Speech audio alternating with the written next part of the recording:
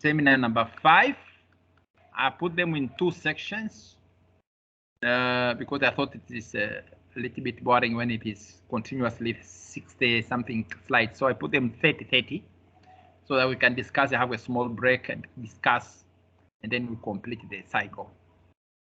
I see that we have how many people there? According to this machine, it says we are 10. That includes me, and it's also called Dr. Mabuku. So you have like 8 students now. I'm not sure how many are we supposed to have.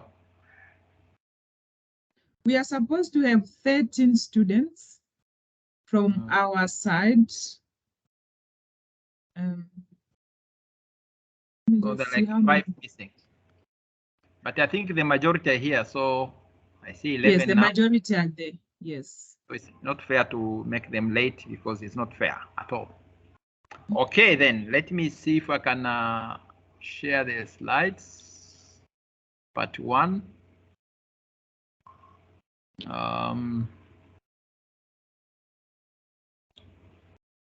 Let's see if part 1 can open.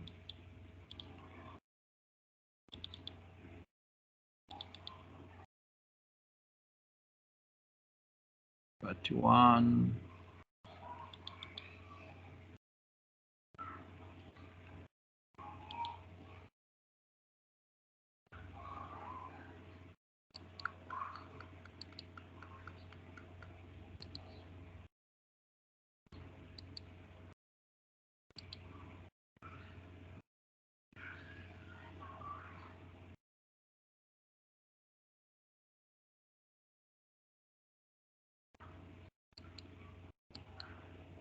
Let's see if it can work.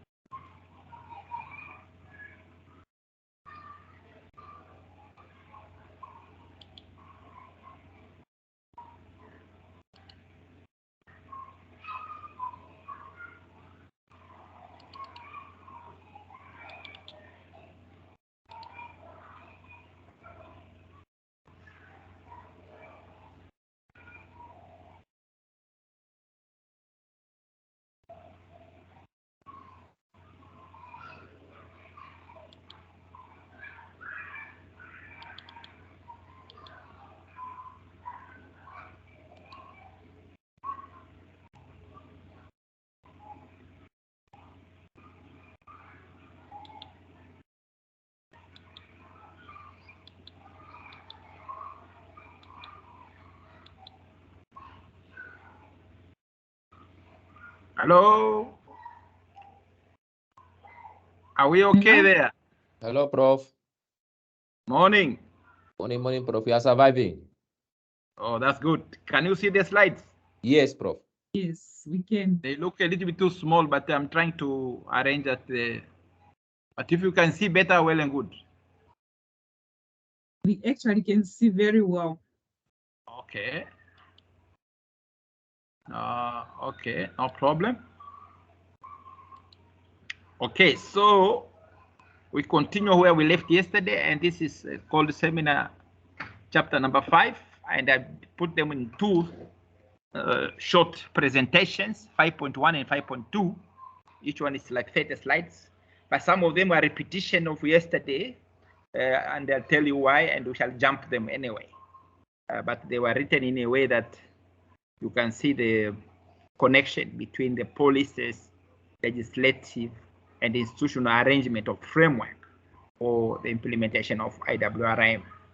And the idea of this program is IWRM at your level. I think if I remember well, it's level 10 PhD. Obviously, we try to raise it, though the basic things remain, obviously, but still, it gives you a good understanding of what, it is. That usually, officially speaking, you cannot get the laws before you get the policy. What's the policy of the government in power at that particular time? They must have a policy on some issues.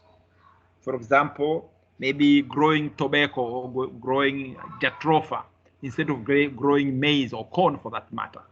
For example, it could be a policy, or tobacco for that matter. If you take a simple case of competition between biodiesel by jatropha or by sugarcane, for example, and I think Brazil is a good case where they had to balance between the two. So they grow a lot of sugarcane, originally to produce sugar, and then when they found out that sometimes the sugar prices, or the prices are too low, they said we can't produce more sugar this year. But what do you do with all those sugarcane? So they decided to do this biodiesel, or they produce fuel from the sugarcane by using those baggers and whatever. So they just working on that formula. That this year, if they think the prices, speculative prices of sugar will be lower, so they put more energy in production of biodiesel for their cars, and most of their cars can use both diesel and biodiesel. They modified most of the cars in Brazil. So they are, I think by last year, they were almost 35–40% of the cars they can use biodiesel. So in this case, they have no loss. If sugar prices go down, they just use more energy because the same sugar cane, the baggers, the whatever, they use them produce diesel and they go ahead. So it's a policy issue. Now, this is how the government sees it. Then what you can do is you can make now a law. A law doing what? The law must have issues like what?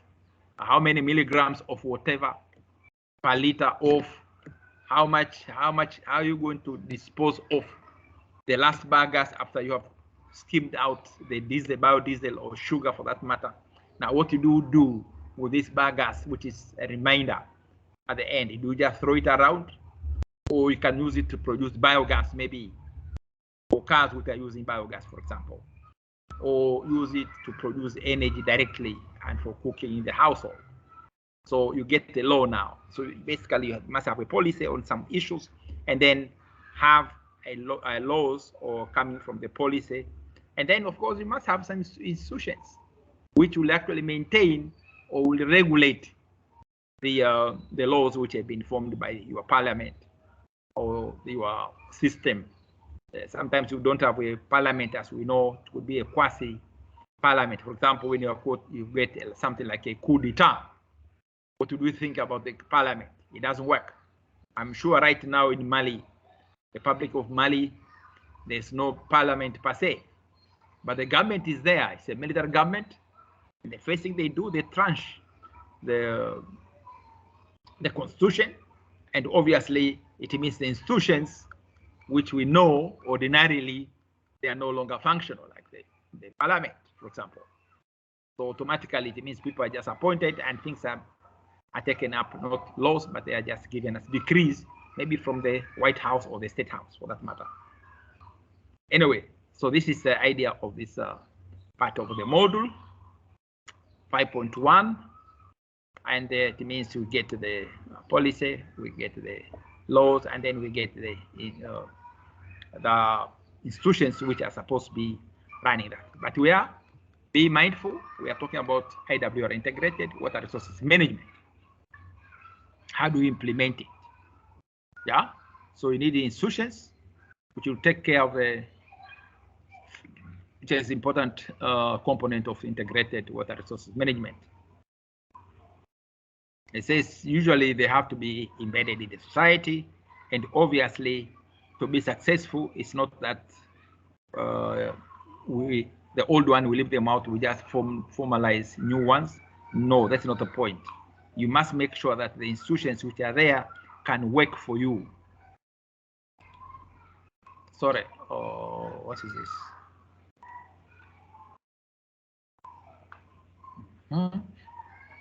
So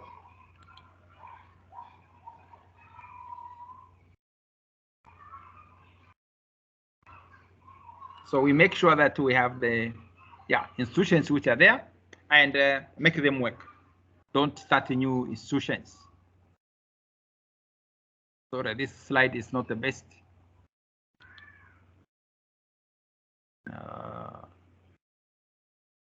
Anyway, let's go ahead, no problem. So it says, obviously, the regulations, they come because obviously there's more pressure, there's more demand for water. And in this case, we need institutions which can actually regulate water use and control water pollution. This is, I think, is obvious. And then the laws are usually created so that when we are allocating the water and the distribution, the water rights, for example, are given to the right people, and they equitably, of course, not equally, but equitably. What you need is what you get, and it can only be met by the amount, the finite amount which is available. So you cannot demand 2 liters per second when the whole river has got only 1.5 liters per second. So obviously, the board or the ministry or the department which has got the mandate to give you a water right, then they have to think about that and give you a reason that we are giving you not 2 liters because we don't have that water.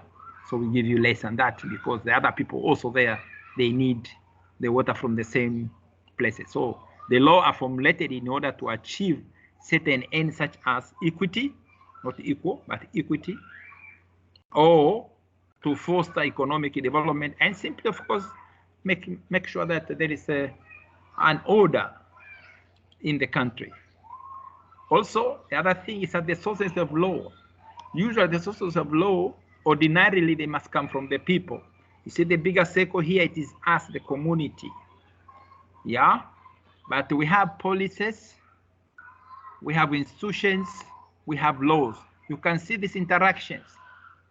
This is coming from either your councillors at the level of local level, or at the level of your the parliament, because they have to represent us there in the parliament or at local level in the councils, and they can make the policies or they make it for we have to influence. So there must be interaction between us as a community or society here and the lawmakers like the parliament and also the local government, because they make laws, they make bylaws. And the bylaws, they are just as same as the laws made by the central government. So we are going together. So laws have a link to the policies. Policies at national level. They can be at other levels, like at the local level, like the councillors. And these are the people who are the nearest to the people. So they need to work with us. They should ask us what we need so that they can make the bylaws which can work for us. Okay, so it's not a joke. We need to make sure that it is, we must make sure that it's, we must make sure that these councillors, they actually represent us and they get our ideas into their boards so that we are represented properly. Okay. So says the natural resources, including water, of course. So there's a tendency of looking merely at what is not in place. It's like any situation which is there or management system which is there, it's not there for you. You want to make a new one. You want to create a new one. Why don't you make the one which is there work? So please, creation of a new constitution, institutions, new organization, new management arrangements, this is not the right one. So we must make sure that we actually make the existing management effective and efficient. That's our duty. Don't just say, no, we need to make a new system and that's just creating employment, and it doesn't help us actually. It doesn't help anybody. It's just a waste of government money, whatever. Okay. So the first thing you have to think about the laws is that the management of any resource involves institutions. There should be courts, maybe.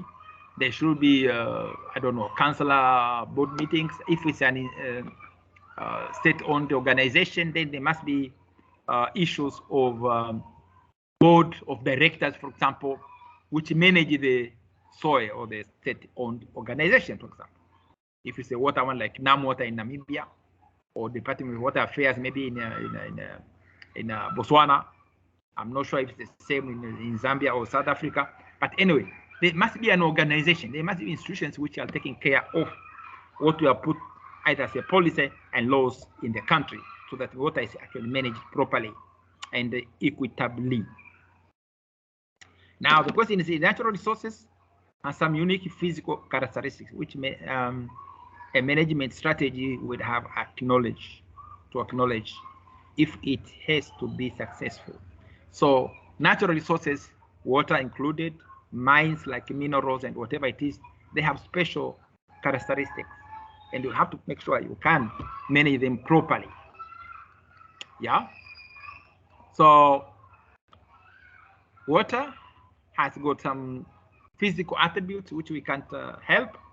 One is that it has to sustain life. I think if you don't take any water, it will take you like no food, no water.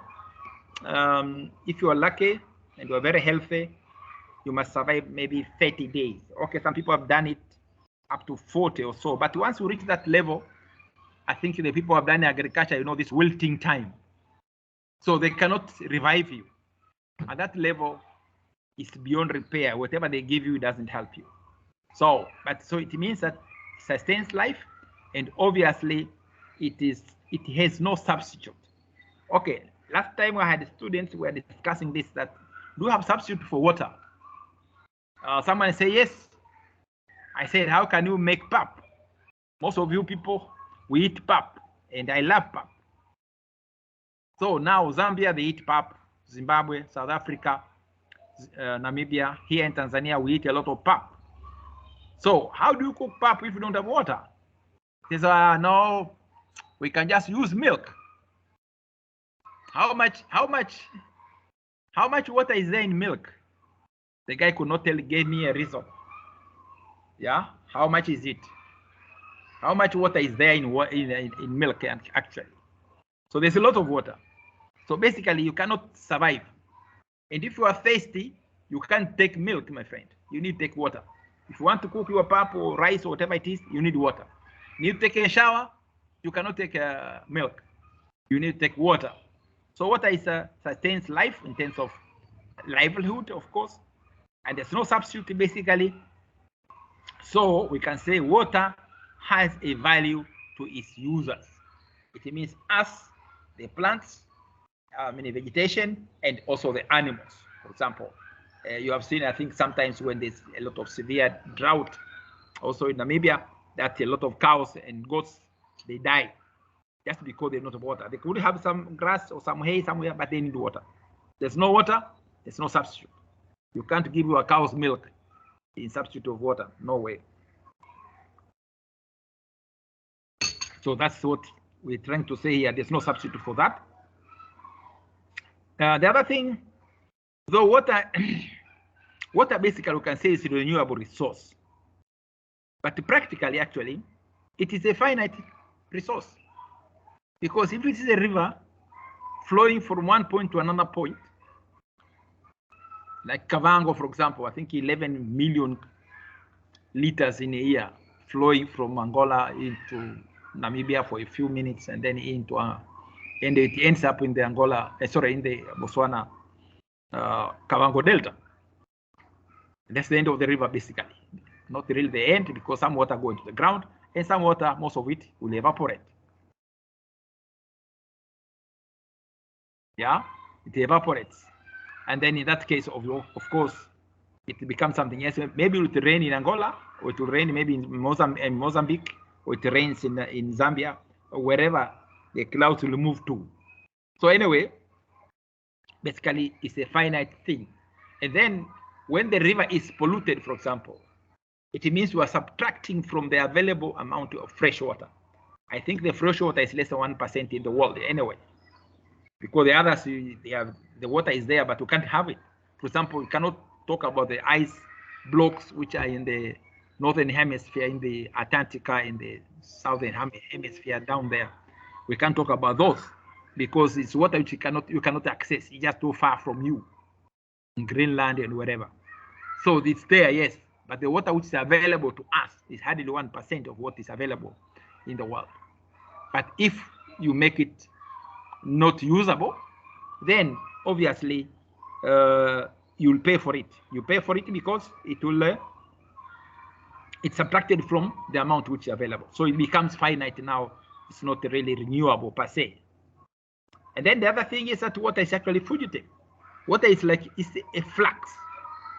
Yeah, it rains now.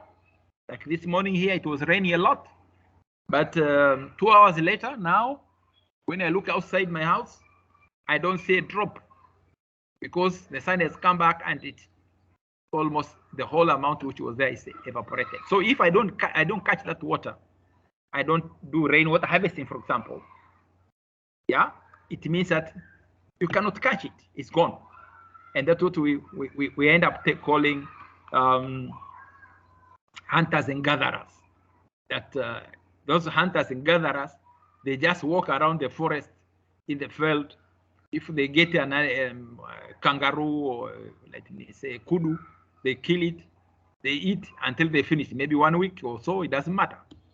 So they gather it, they eat once it's there. And then they have nothing because they have no storage, there's nothing.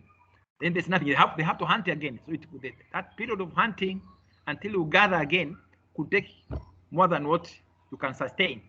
So you are very hungry, you don't get an impala or a kudu for you, and yeah, you end up, as I say, you are becoming hunters and gatherers. It means that we have to do better than that because we need more of what they call food security and water security for that matter in this case, of course. So water is a fugitive resource. So if you don't catch it when it's available, you might end up having a lot of issues. So institutions are being blocked in the resource management, that's for sure. And they're embedded in the society and the community, there's no question about it. And then we have to take care of, they say, take cognizance of existing institutions. Don't start new institutions because they don't need to do that. Look at the institutions which are there, see what they can do. If they're inefficient for one reason or another, find the root cause. Do what they call a root cause analysis. Root cause analysis, RCA. Root cause analysis, and understand why is it not working. Is it because of the people are not given the right tools or training or whatever? And then we see what can we do about it to improve the efficiency so they can deliver the services. Okay, in water, there's something called water rights. I'm not sure how to call it in our own countries, Angola, Zambia, Botswana, Namibia, and South Africa. I'm not sure if we call them water rights. Here they are called water rights, but if you're in America, they are called permits, and the other countries have got their names. But in any case, it's like they give you a permit to use this water, a certain amount of water for a certain period, maybe, usually. But the level of access matters. So the lowest level of access is that access to a resource to withdraw it and use it. That's usually the lowest level, and that's what you get usually in many countries.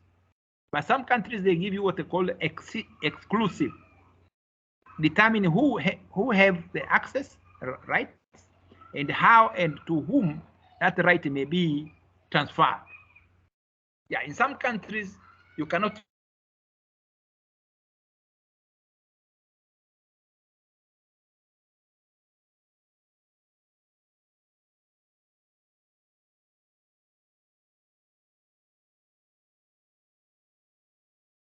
Prof, I think something went wrong. Can't hear anything. Or is it just me? I think I can't hear as well this side. Yeah, maybe it's network, maybe a challenge. You can't hear. I think it's network. Our network is tripping very bad. Prof, we can't hear you if you are still talking.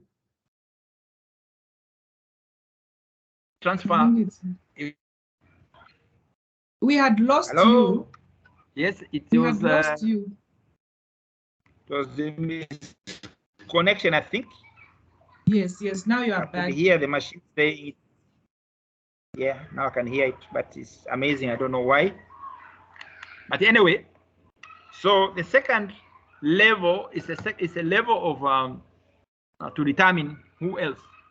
There are some countries which give this to determine who will have the access rights, and how and to whom that right may be transferred. So in some countries, you can actually transfer the access or the license or permit for that matter. Alienation, the right to sell or to lease the resource. America, they have that type of permit. So once they get the water and they've got the right, they have also a right to sell it to somebody else, or they have a right to lease it to somebody else.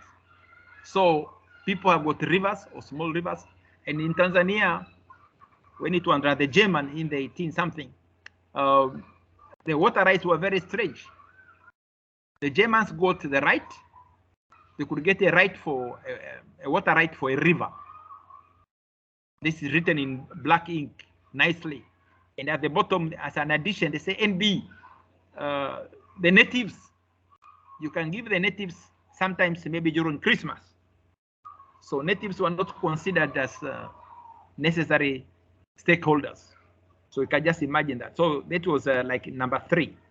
So they have the right to use it, of course. They have right to sell it, and it's up to them either to lease it to somebody else or even decide that they can have a portion of that river.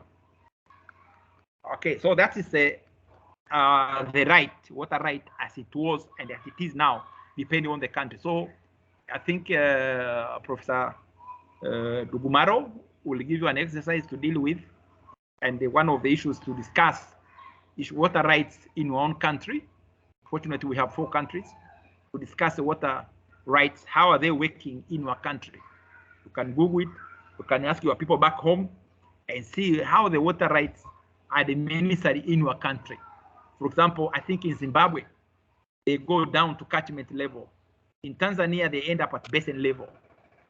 So they could be Rufiji River or Pangani River or Lake Victoria. This is one basin, and everything is starts there and ends there. But in Zimbabwe, it goes down. We shall see later on in the laws that actually go down to sub-basin because they have got a lot of cascading dams. Yeah. So in that case, they have sub-catchments, committees, and what. So that's also something which people can deal with. Okay, here is a little bit of a repetition of what we discussed yesterday, remember? About the law, that what is really a law. And we say the law basically has or gives you or offers you enforceable expectations or rights. So it gives you rights, not to take you to jail, no. It gives you some rights. It's enforceable expectation or rights, which means if someone trod my rights, I can go to court because they are enforceable. They are legal issues. But number B or number 2, these rights, duties to respect those rights. So you have no choice. You have got your right, I've got my rights. So there's a duty for each and all of us to respect those rights or those expectations because they are legal, they are enforceable. The third one, if you don't respect them, it means a violation. There must be a way, there must be a consequence. Yeah. So redressing the violation of rights, remedies, maybe remedies could be in terms of maybe financial, whatever, or maybe someone can go to the window correction facility for that matter, because you have trodden on rights of somebody else. maybe beating him up or taking his goods or services or whatever it is. So that's the thing. That's what it means. When there's a violation, there must be a consequence. Okay. The same. Now the next thing is that law. There are many laws, but in general, these are the ones which we know how it's supposed to be. The highest law in any country is the constitutional law. You cannot enact a law which will be against your constitution. And you can see it's a bad thing which happens. And maybe some of our countries will have had experience, maybe coup d'etat, military takeover. And in most cases, when there's a military takeover, they first take the constitution and they trash it down. They say this constitution has been suspended because the constitution cannot be there when they have taken up the so the constitution is highest law which you have, but also once there's a military coup d'etat, for example, then the constitution is actually put aside. In that case, it has no effect for that matter. But the constitution in any normal democracy, it is the highest law, the epic, the top one. And you cannot enact a law in the parliament which is against the constitution. I'll give you an example when we have time. Administrative laws, yes, you people are working. Most of you maybe are working somewhere in private companies or government companies. For example, simple administrative rule says if you miss coming to the office without a due reason for 5 days, consider yourself dismissed from this job. Yeah. So this is an administrative rule in your company. So if you miss not coming after getting your salary, maybe you go hammering the beer, whatever it is, and after 5 days, basically you are fired. Now you can appeal. Maybe you have a good reason for 5 days you are not there because maybe you have been taken ransom by some thieves or whatever it is, or you were sick, you are hospitalized, and you can't access your phone, and you don't have close relatives who can report you to the company that you are sick, whatever it is. But that's a different story. So these are administrative rules. Or you are a big shot director in the ministry, and then maybe you make a mistake, not by liking to make the mistake, but sometimes you can make a mistake. You're a human being. And then the government gets a loss because of your mistake or decision. You made a wrong decision, and the government lost some money. So these are administrative laws. So administrative laws, sorry.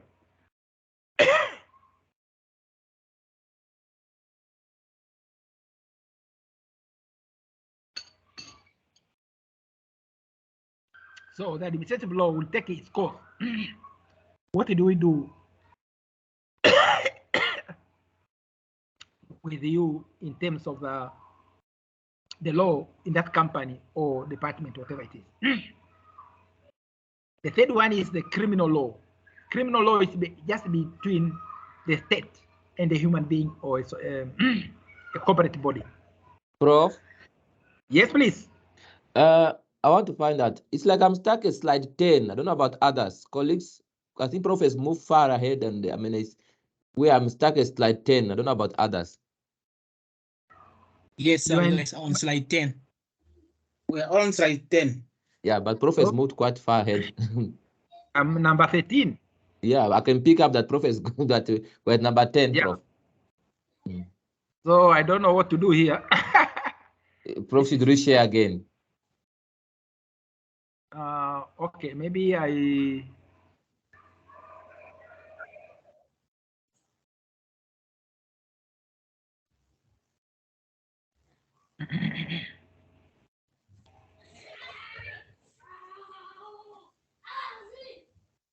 Let's see if it works.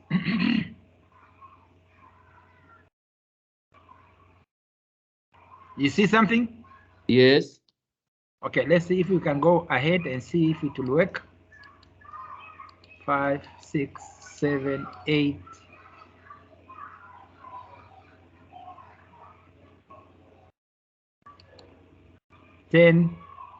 That was in case of the water rights. 11. Yes. You see that one, and I said this is a repetition from yesterday. We discussed this one already. All right. Yeah. 11. I was talking about the different laws. Yes, you were, but we couldn't see this. Yes. Administrative. Criminal law is between you as a human being or a corporate body.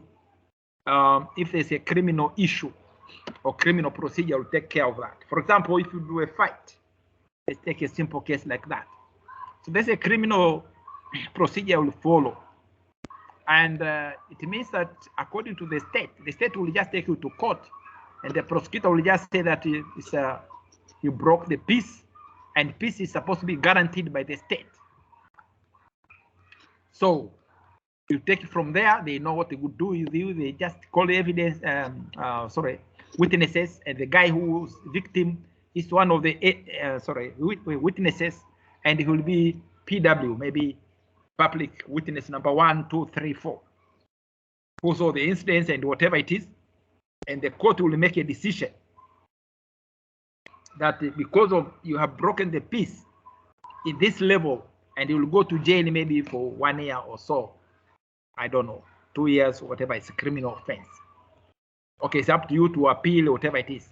Now, the one who was beaten up, he is there as a witness only. The only thing he can do is to take you and civil, civil law, the next one, tort. He can take you to court by demanding that not only because I was beaten and this guy is going to jail, but it destroyed my respect within the society. He destroyed my suit, my necktie, or whatever it is. Maybe he destroyed my property also. All these things are guaranteed. The state must take care of it. My life, it must be taken care of by the state. So you take it under the civil law, and you can get a good lawyer like Sister Namanje. And as I said yesterday, you can put a very big price tag, and then of course in the long run, basically you will get much less than what Namanje is saying. But he knows if he will get his share, and he will get your share. I think there was a case already last year, 2022, with somebody who insulted the first lady. Remember this issue? And this guy was taken to court, and he lost, and he was supposed to pay Madam Kaingos a certain amount of money to restore her respect. And when this money was supposed to be given, I think the first lady said, no, it's okay. That money must go to vulnerable children to help them, and the children who have been, what they call this, human trafficked from other countries or wherever, and to find a way to have a new life. So something like that. So anyway, so these are the issues that come under civil law now. If you insult somebody, disrespect the person, can take you to court, or say something which are bad about him or her, and then he can prove by having Sister Namanje, of course, that actually she or he is not that bad as you say in your informate article or confident article. So these are the laws which you have. Of course, there are other laws like mineral law, whatever it is, but they are very special laws. But these are the main sectors of the laws which we know per se.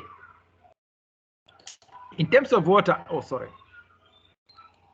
in terms of water, each country has got a lot of laws, and this is just an example of Zimbabwe and India. By the way, India, Zimbabwe, Tanzania, and many other countries were ruled by basically ruled by the British. And most of these laws, by the way, they are just almost copy and paste. If you look at the way in which we have in Botswana, look at what the old laws of water which are in Zimbabwe, what they have in India, they are basically the same, almost the same. The only change now is to change the name. Of course, instead of India, you have got Zimbabwe or Botswana or Tanzania for that matter. Of course, after independence, 40 years down the line, we are 60-something years down the line. Obviously, they have been amended several times, and obviously, things have changed. Sorry, you cannot see much. This is Zimbabwe. There are a lot of laws which are there, and also they deal with it. And I say they go down not only at the basin level, they go down to sub-catchment base level to make sure the water is given to the people in an equitable manner, not equal amount, not equally. You cannot say, okay, this Zambezi River, it has got so many 11, I don't know, 10,000, 10 million liters per every year. It's going through this river. So and we have 16 million people in Zimbabwe. So we are dividing that and saying, yeah, everybody take his share. No, that's not the point. The point is that you get it equitably. You need a certain amount. If you can afford it, we give it to you. And we can always, the law is there, it can be determined. To be determined, legally speaking, it means that it can be reviewed when there's an issue. For example, if there's drought, it can be reviewed and you can get less than what was allocated to you. And that causes some cases in some areas, but that's a case. Okay, let's go a little bit further. This also I tried to mention yesterday, but maybe because it's here, we discuss it. It's a very short one. It says, we said about the law? Remember, what does it give you? It gives you what called enforceable right. Okay, no problem. Enforceable expectations, and then it forces you to respect those rights. And if there's violation, there must be a way to redress those violations, meaning you can pay me money to clean my face or to clean my suit or whatever it is. So that's how we say that is a law in basic principles. But there are three attributes of the law which must be remembered. Of course, if you go to normal legal issues, they will tell you that, okay, ignorance of the law is not a defense. For example, you go to a traffic light or a robot and the light is red and you drive through, and then you are caught by a policeman, and then you ask you, why did you go through the red light? They say, yeah, I didn't know that when you have got a red light I must stop. I did not know. Right? Good. So you go into the police station, you remove your shoes, remove your whatever, and then you are going to court, my friend. And then you try to say, well, I didn't know. So usually they will say, ignorance of the law is not a defense. But there are things which are important to make a law actually work. And this is what is mentioned here. So any law, yeah, it says, important to appreciate that laws only work and be enforceable when three important attributes conditions are actually met. One. Prof, Yes, please. you have a hand from Sydney. Okay, sorry, I was not looking. Yes, please. Go ahead. Good morning, Prof. Morning. Good morning.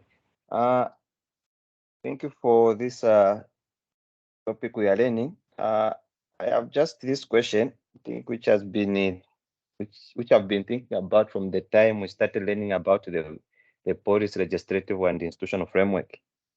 And now we are talking about the law and the enforcement of the law. There is this thing I've observed. I think even the prof, when we started, she mentioned about it. The issue is of the rural areas. We know very well that water now, it's a human right. It's a human right. And there is this observation where we have seen that people in the rural areas, they are really disadvantaged in terms of water. It's like this human right is being violated.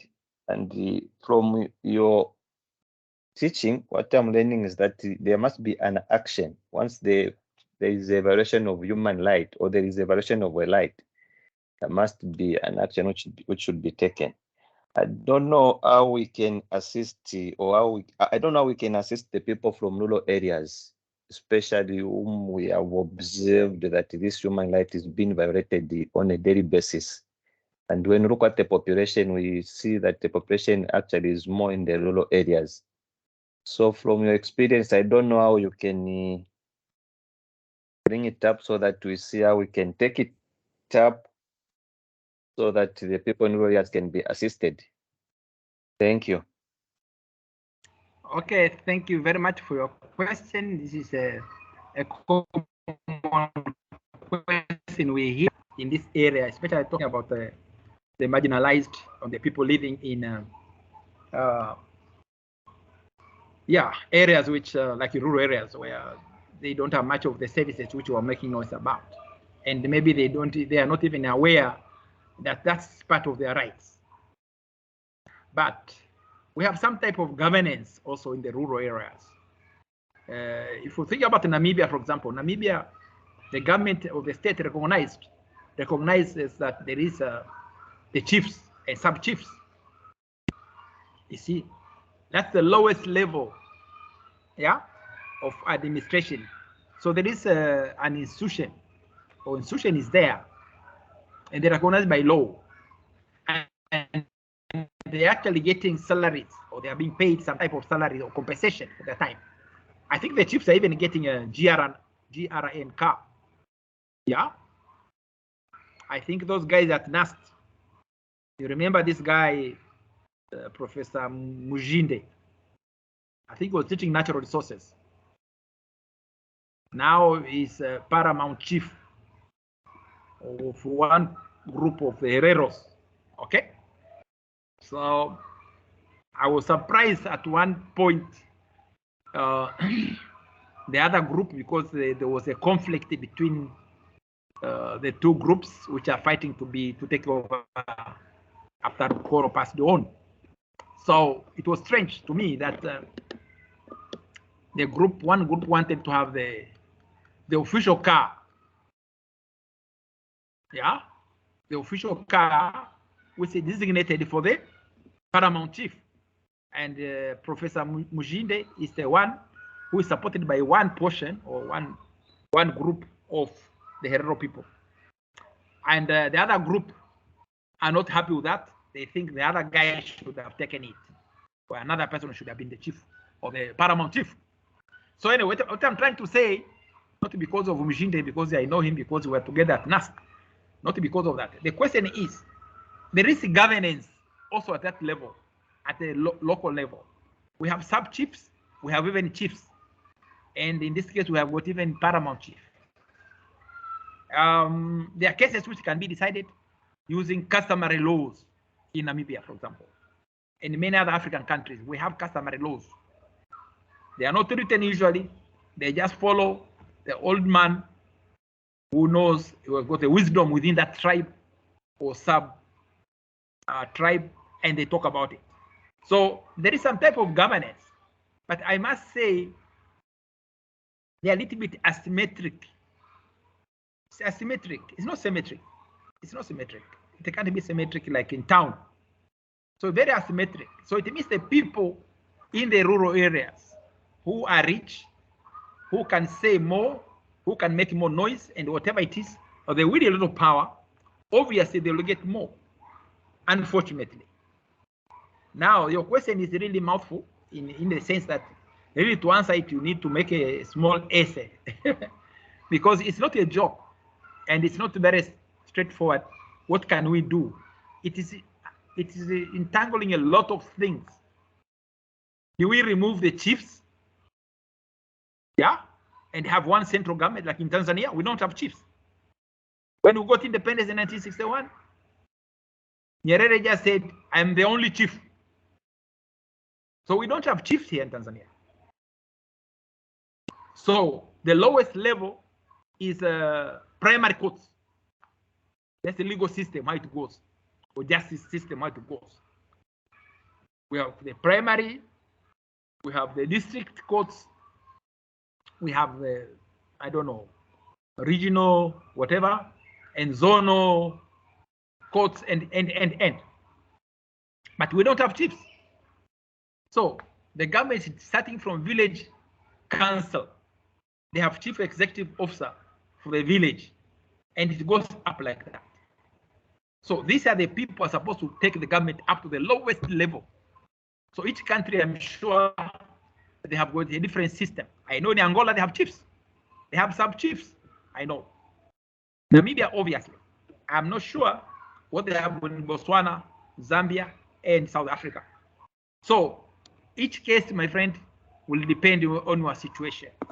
And I can imagine it's very asymmetry in the in this sense that the people in town, they usually get more than us who are in town.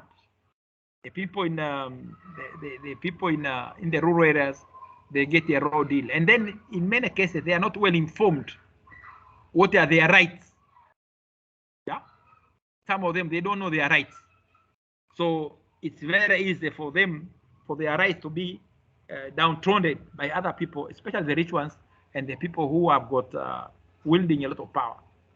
So I'm not sure if I can answer this question correctly, because I don't know about your situation and where you come from. So you really have to work hard to look at your own country and see how are they taking care of these people in the rural areas. How do they take care of them? How do the law actually help them to survive without losing any of their rights? So I think that's the only thing I can say for now. But really, you need to look at the country, the particular country where you come from, whether it is Zambia, Botswana, South Africa, Angola, or Namibia, and look at your own system there, how it works. In Tanzania, it's a different story because our chiefs were removed already in 1961. We don't have chiefs. We have only the government all the way to the lowest level, to the village level. There is somebody there paid by the government, yeah, who is called the village executive secretary or something like that, yeah. And then it goes up to ward level, I don't know what level, and then district level, and up to the national level. But I'm sure those countries, and I'm sure some of them they have, I know Angola they have, Namibia they have chiefs and sub-chiefs, and you have even paramount chiefs. So obviously you cannot look down on them because the customary law is used there. That's why when you go to the chiefs, it means the customary law is actually recognized. Okay, you could say even in Tanzania, the customary law is recognized, but it's got very low almost value because we don't have chiefs. So the customary law is just some headmen who will be trying to say, yeah, in our customs, when you get married, you belong to this family which has married you, and if you pass on, you'll be buried at this place where you got married to. While the other tribes, for example, when the wife dies, will be buried back home where she came from. So you can imagine things like that. So, and many other things. What about inheritance of property, farms, I don't know, other properties, houses? How does it go in the customary law? So, sorry for that. I cannot give you a better answer, but at least remember, it depends very much on your country and if they are using the customary law. And customary law, as you know, is not written, a very unhomogeneous. So it is something else. Yeah. But for sure, in many countries, the rural people are getting what we call a raw deal, simply because either they are not aware of their own rights, but also they might not be well informed about their own rights. Yeah. Okay. All right, let's move on. So anyway, I was talking about the attributes of the law. So one is that in legal terms, they say the vast portion of the people are aware of an existing of a law, a certain law or a rule, which means they are informed. And the vast, and when they talk about the majority in law, they talk about two things. 2/3. They don't talk about 66%, because when it comes to 66, you are going to, you mathematicians and engineers, you want 66.6666 recurring. No. They're just 2/3 majority. So 2/3 of the people are aware of the law, that this law actually exists. So the issue of ignorance of the law it's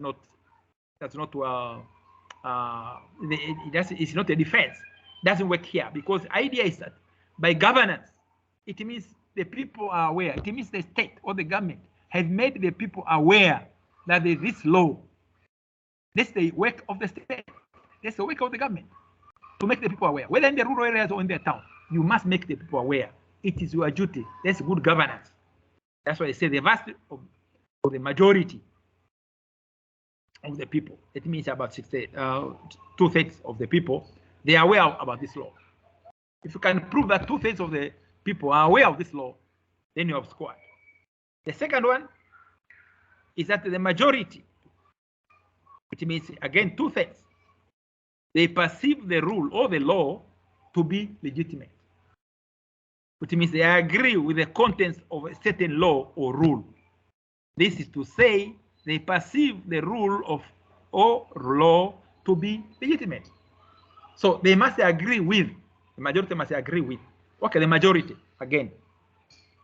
Meaning that if a law is formulated and the majority, obviously, they don't perceive the rule or the law as legitimate. You remember, in South Africa, I think we have got one guy from South Africa in this group. When during the apartheid time, seriously speaking, there were a lot of laws which were based on the color of the people. That there was no, okay, let's take the our brother Trevor Noah, the comic guy. He's written several books, but one is called Born of a Sin. Yes, because his father is white, very much Swiss, the Swiss old man, and a Xhosa lady. That was not allowed. This intermingling of this interracial thing was not allowed. So obviously, if you ask the South Africans today, or you ask that time when Trevor Noah was born and many others like that were born, if you tell them, are we aware of this law? They could say yes, maybe A, yes, we are aware of this law. 2, do you agree with this law? We don't perceive. They will just say we do not, N-O-T, capital letters. We do not perceive this rule or law to be legitimate. You get the point? I am sure, because the majority are black. Okay? Now, if you look at the colored people, the majority, they were born by white fathers who was British, like for Trevor Noah, this guy is a Swiss. Okay, very much white. So the rule, the law was there, made by them, but they are the first to break the law, taking our sisters. Yeah. So I don't think if you ask South Africans now or that time, they could say, yes, I know it. The vast majority would say, yes, we know about this law. It was called immorality law. That's why the book by Trevor Noah says, it talks about born of a sin. It is a sin because it was not allowed. This immorality law was there. But then this is a product. Trevor Noah was born from that. The last thing is that another attribute, the third one, is the majority of the people or users can verify with relative simple tools whether they or others are infringing or they infringe the rules. For example, simple things like traffic lights or robots. When it's red, you are not supposed to drive through. Okay, so simple. And I can report someone who is driving through when it's red. Okay, nowadays with these smartphones, you can just take it, the number plate, the time, and show that the light was red and this guy drove through. But you cannot arrest him or her because this is in law. It's something called false arrest. I talked about it yesterday. So anyway, these are the 3 attributes and you better keep them, because in any way you might use them in your future. Not as a lawyer, but when you are buying the services of a lawyer, then you must know that it's not a joke. We have to think seriously about these attributes. Policies, there are many, but obviously we have to think about policies of surface, subsurface waters in terms of the quality, the amount, and the ecology.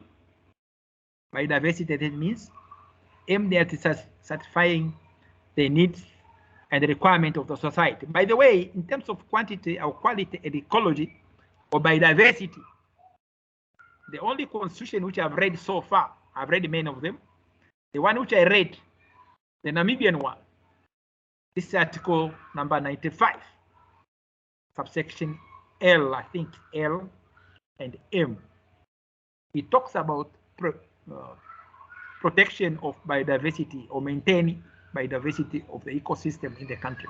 It's very clear there. And also talks about the issue of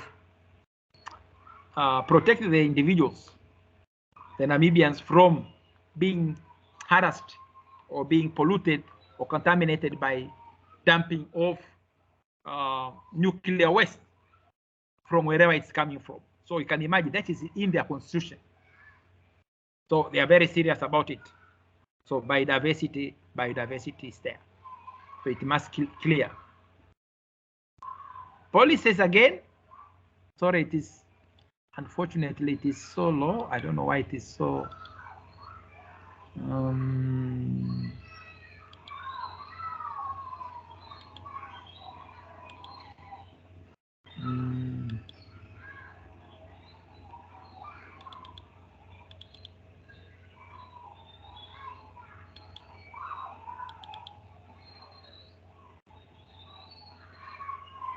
Okay, it's very small, but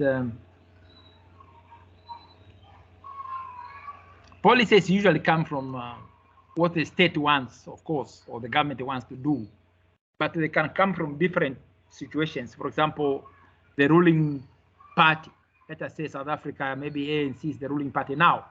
Obviously, they will have policies coming from their party, and they will force those policies to be implemented by the current government, which is in power. There's no question about it. Namibia, you are talking about SWAPO, now is the ruling power. So obviously, this is a situation there, and the ruling party, obviously, whatever they say, it must be implemented by the government in power now. Angola, MPLA, obviously, for now, the ruling party. So obviously, whatever they will say, the government must implement. Maybe next time the opposition take over. I think it is happening in Zambia. The current president came from the opposition. So obviously, if you think about Zambia, for example, if I ask you, where is UNIP, the party which brought independence to Zambia? So if it was the ruling party now, for example, it means the government will have to adhere to the policies and the declarations coming from the ruling party. This is very normal. Okay, implicit policies are those laws, regulations, and other directives which, although not necessarily issued for the purpose of affecting water availability, have the effect of doing so. So, so these are not necessarily policies which are directly directed to water issues, but they can be made and they can actually effectively influence the water issues. You could say that like what they did in Australia, because it's very dry, and they just said, no, we are not going to allow people in major cities to take showers which are more than 8 minutes. Don't ask me why they decided on 8, not 10 minutes. And you know our sisters, they like to take a longer shower than that. So they have equipment forcing on the people so that they save water. So when you go to shower, think in your head that I have 8 minutes only. You go to shower, plan everything, your soap, your towel, whatever it is.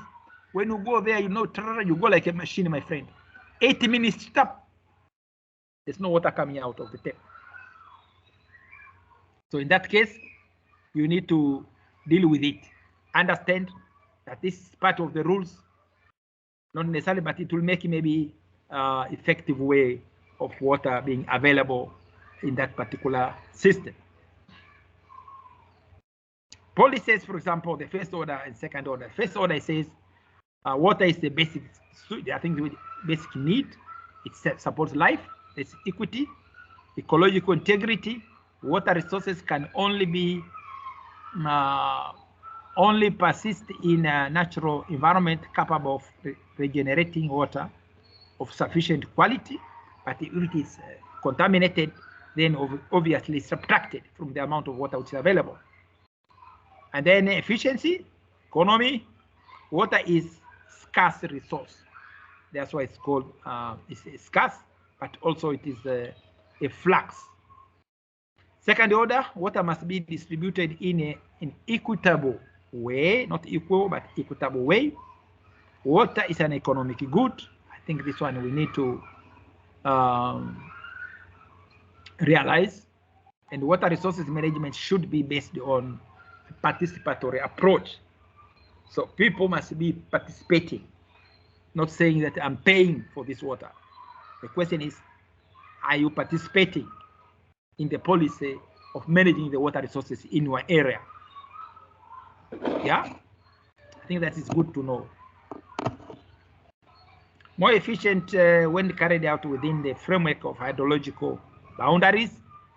Yeah, I think in many countries, water is managed through basin boundaries other than administrative boundaries. In Tanzania, they are managed under basin water boards. So this river, it doesn't care where it's going through the administrative region, but this basin, the water is managed within the basin. In Zimbabwe, they go down, as I said, down from the basin to even to sub-catchment, from the catchment to sub-catchment level. I know in Namibia, at least, they manage through the administrative regional levels. So if you are talking about Oshikoto region, they will deal with Oshikoto, right?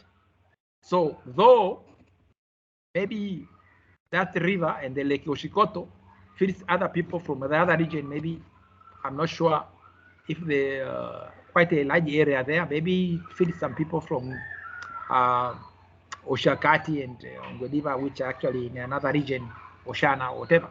So obviously, hydrological framework, I think in many countries now they use these basins as a way of administering the water resources, catchment and sub-catchment, like in Zimbabwe. Water resource management tends to be more effective when decisions are made at the lowest appropriate level. So I think that's why in Zimbabwe they decided not only to live at the basin level, you go down to the catchment, which means the lowest level of that one. Water is an inseparable entity. So basically, we can't survive without water anyway. So we need to handle it very well. Well, this is the Dublin principle. I think it talks basically the things which I've just said, that the water is a finite resource. So it is not really renewable in that sense. You can say where there's a hydrological cycle, it's like renewable. But obviously within that cycle, if one component is polluted or contaminated, it just becomes finite. So we need to be careful when you are managing water as a renewable resource instead of really a finite, because it's very flux. Yeah, water resource development and management is based on participatory approach. I think I mentioned this one already. Women play a very central role in the provision of and management and safeguarding of water. I think in many rural areas, I think the question which came from my colleague, yes, this water is very much must be managed properly in the even in the rural areas. Water has an economic value. I think this one I've mentioned also. Sorry, there's someone with a question. There's a hand here. Yes, thank you, Professor. I would appreciate if you can clarify the difference between first order principles and second order principles. I can't quite get it from just from reading through, because it seems they speak to more or less the same things.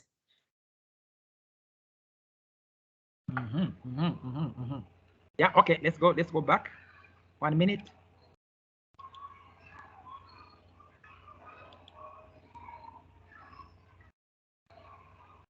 Okay, it says the water policies are based on the first and second order. The first order talks about the basic things: issues of equity, issues of ecological integrity, and issues of efficiency, so that you don't lose water. So unaccounted for water, all these things are given there. Equity means the water is a basic need and must be protected. But of course, ecological integrity, that the water resources can only persist basically in its natural environment rather than anywhere else. But the second order, it says, when now the water has been already, what can I say? It's already available somewhere. It must be distributed equitably, in an equitable manner. And water is an economic good, and you must recognize that. So don't lose the water.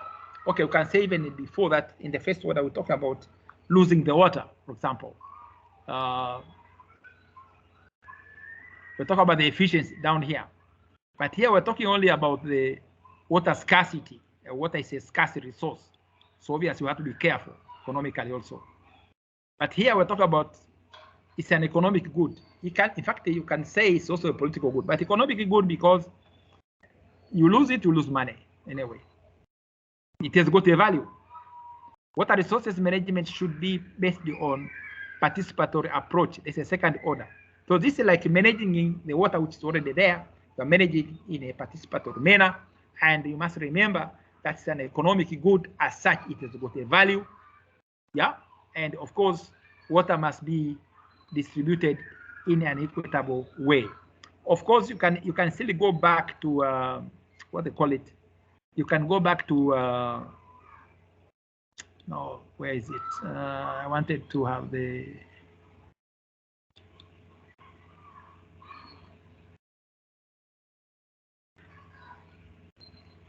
No, not this one. I meant to.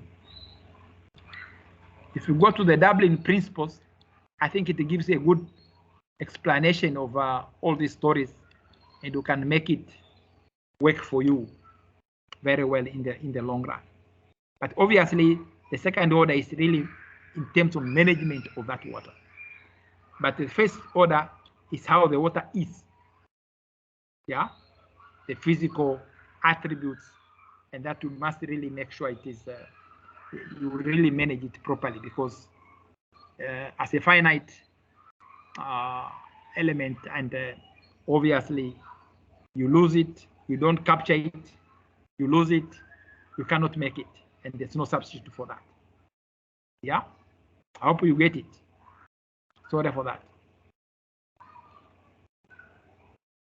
Okay, so sorry, the Dublin Principles, yes. If you look at this, this is a summary of all those things we talked about. It means that water is finite element, is a finite resource, which means we can't consider it as renewable, because once in the hydrological cycle, one portion is contaminated, then it means that really you are subtracting it from the available water. And if you want to manage it properly, manage it in a participatory manner, even in the rural areas.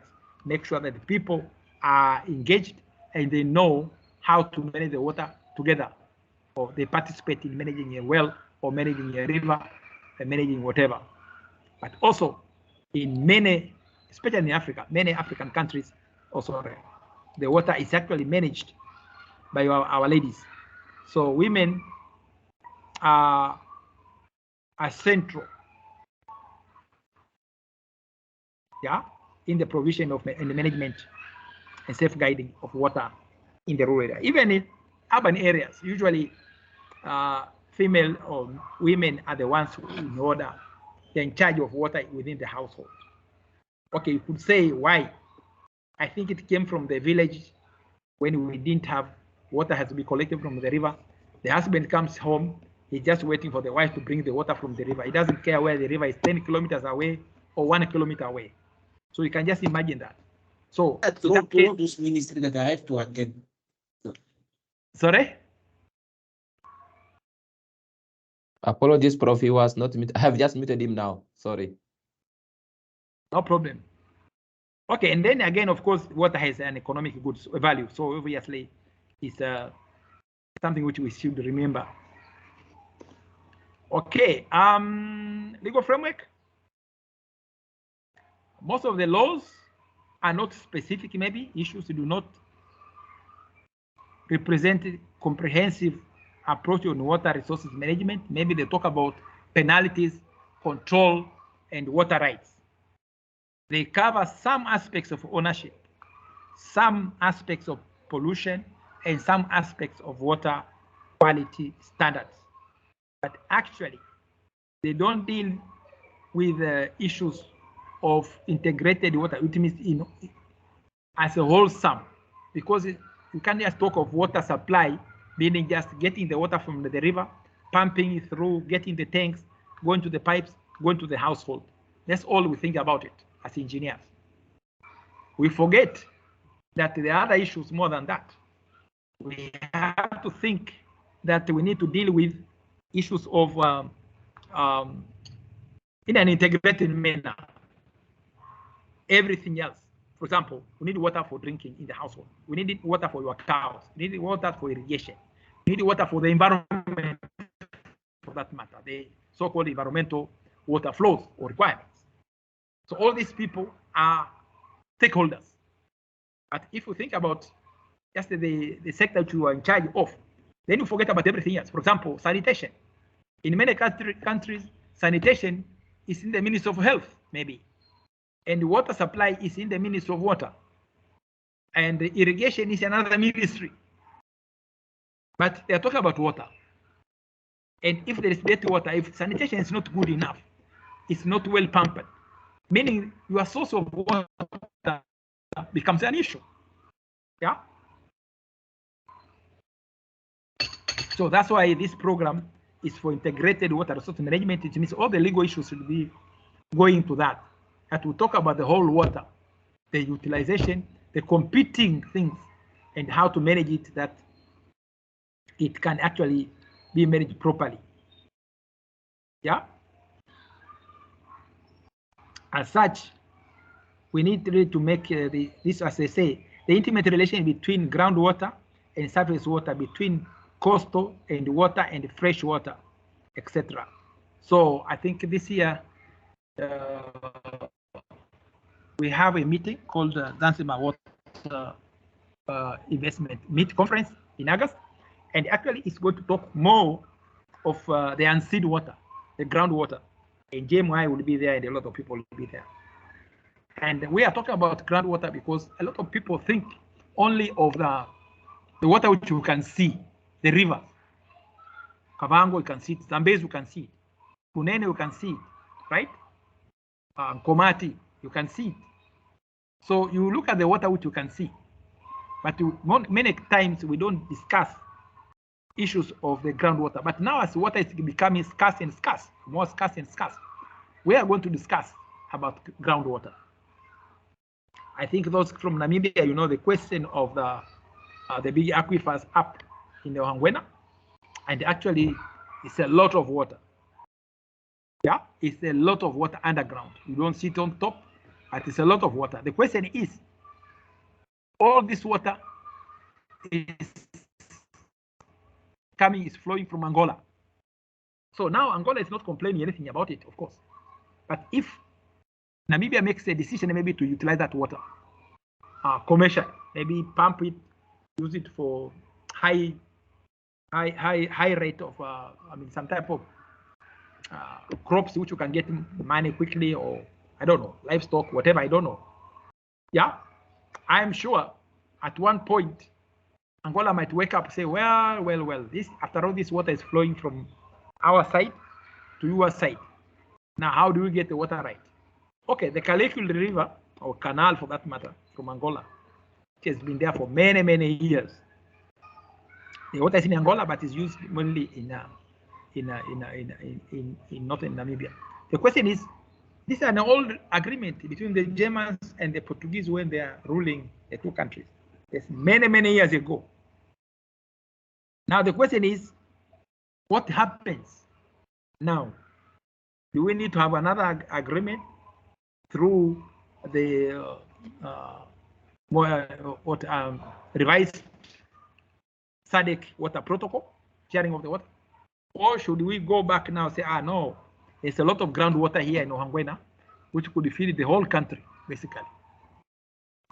What should we do? Or should we talk more of desalination of water at the Swakop or whatever, and pump it to the country and beyond, maybe to Botswana?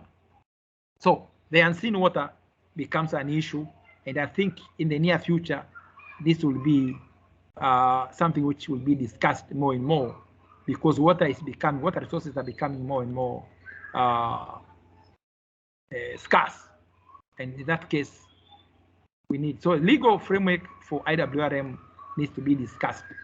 We are not going to deal with it in much of the details, but in any case, they need to be done properly. The structure and regulatory functions, when society is getting more complex with increasing and more, of course, diverse water use, legal framework for water resources management must be done. Needs more differentiation and flexibility. Obviously, if you don't like to have any walls, normally this requires a functional differences, differentiating between constitutional issues related to property rights and security and arbitration, organizational issues, regulation, supervision, planning, conflict management, and operational issues, water provision, etc. So obviously, with time, these things will have to be discussed openly between water users, for example, two countries, let us say Angola and Namibia, for that matter, because they have got Kunene River, they are sharing, they have got Kavango River, they are sharing, and obviously the Zambezi also, they are sharing, but Zambezi it becomes even a bigger, I think there are 8 riparian countries, including Namibia and Angola. But Kavango, at least that one is only Botswana, Namibia, and Angola for that matter. But we talk about Kunene, then it's just Angola and Namibia. But in any case, as time goes on, like now they want to produce, to build another dam downstream of the one which is there, so that can produce more power, energy, and share it, which is a good idea. And I think the Zambezi strategic plans say, let's talk about basin-wise utilization of the benefits, not the H2O, but the benefits of the water or benefits of that basin. And I think that makes sense.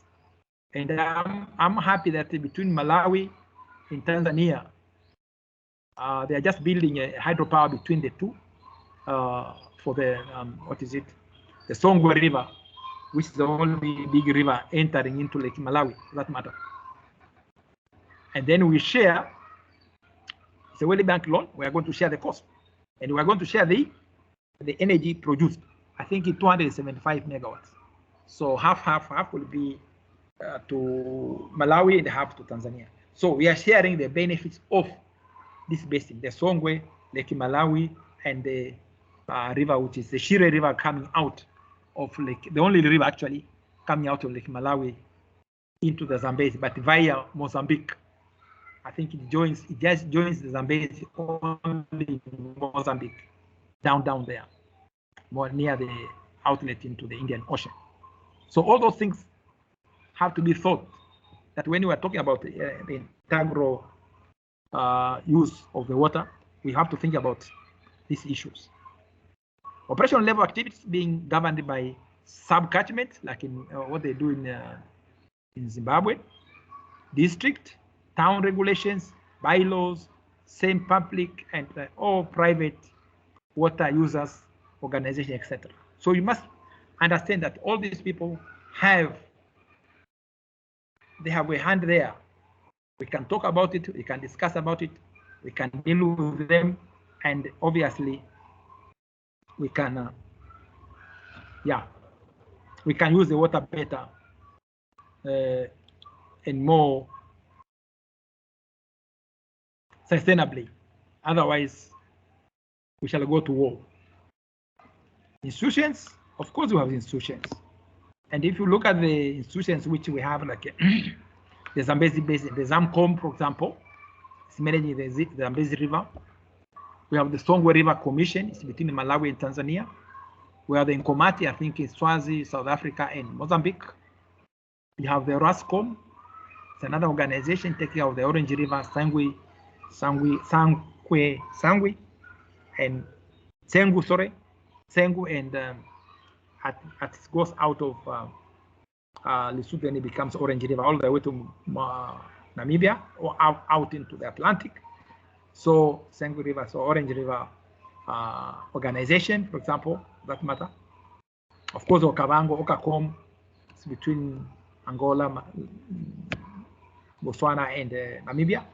So all these organizations, they are there for a purpose, to regulate, and they agree on how to utilize, maybe, and harness the benefits of these water situations, not to go to war.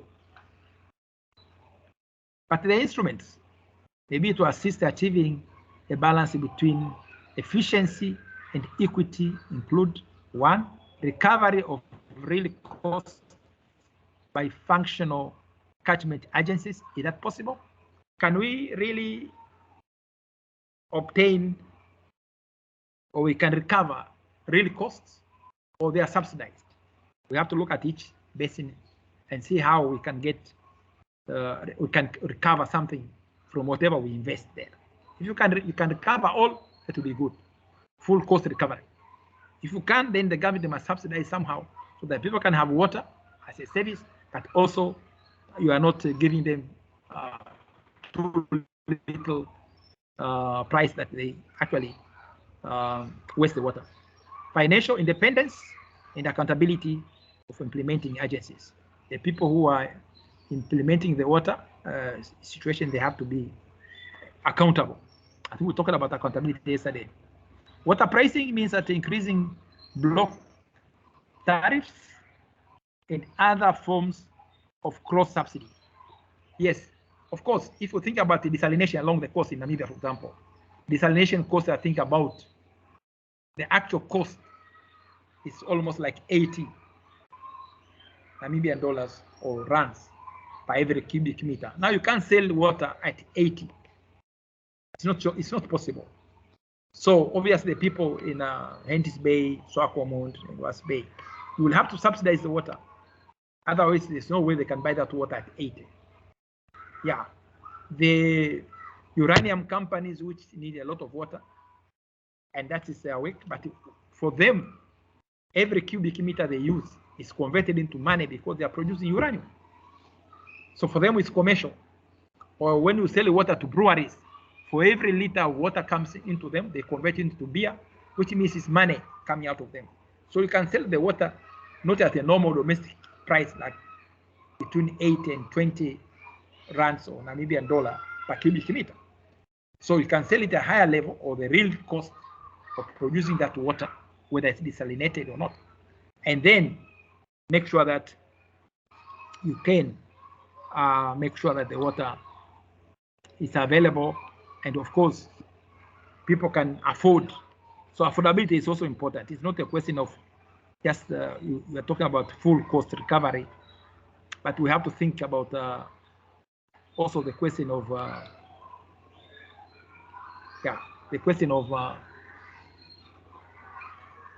not only 100% coverage of the water in an area, but and also full cost recovery.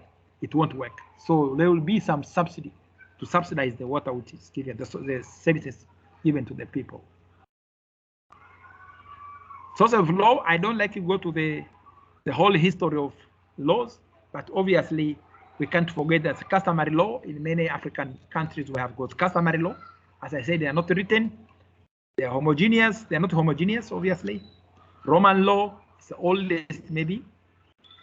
Then Islamic law is also there, Hindu and Buddhist law is also there. And all this came down many, many years ago. Sorry, this diagram is not the best, but you'll see it when you get the slides and how it moved, because religions was moving like the Buddhists were moving from east to west. The Islam was moving from Middle East to the south and also to the north to some extent. But the Roman and the Dutch law came from the Romans, it came from the Dutch, all the way through the religion and whatever it is, and colonization, of course. You remember that they colonized all the way to Indonesia. So obviously, and in between, so obviously the laws came with the ruling or colonization of these areas. Yeah, the old laws, they are there. I think they are still haunting them us. I think this is a good one. Ancient Mesopotamia, private ownership of water did not exist. You could not own water as a private person. Groundwater lying under private property was considered to belong to the community. Early Hindu law, water had a fluid and purifying nature and could not become an object of appropriation. So that's how the law was. Water was considered indivisible and public. There was a rigorous system of punishment to ensure the common. So you can just imagine that's how the rules were. But it's in Mesopotamia, it's a long time ago during the Roman Empire and whatever it is, and obviously it had a lot of things. And yeah, sometimes when you think about it, we have learned a lesson from what they have. I suggest that you better read this and also go back to the notes itself, and because this is just a summary, and then you can read it and enjoy it yourself.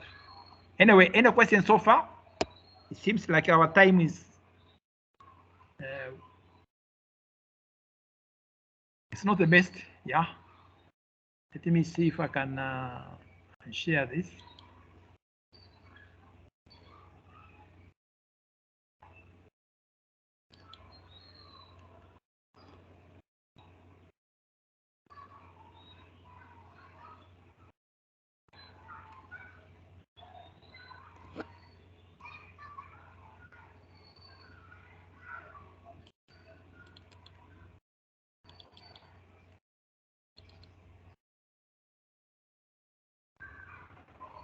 Okay, I hope you can see it.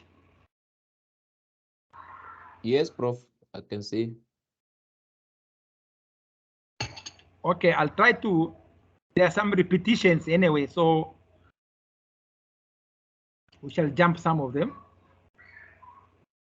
This is just a summary of the Islamic law, and one of the things which they had is that, oh, sorry, is that the right of faith, which means the right to have water to quench one thirsty. It doesn't matter if the guy is your enemy, but if he says he's thirsty and you have got water, this guy must get the water. And then the right to irrigation, that's how it was. That if you are doing irrigation, if you are certain enough, certain the right of irrigation, someone dug a well in his own or an occupied land, then he became a well after he had completed digging the well. So that's how it was long time ago. This was Islamic law. That's how it went.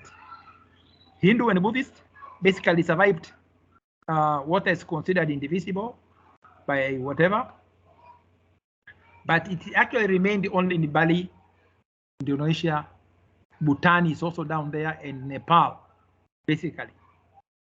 And it cannot be owned by individual, so it's a public good.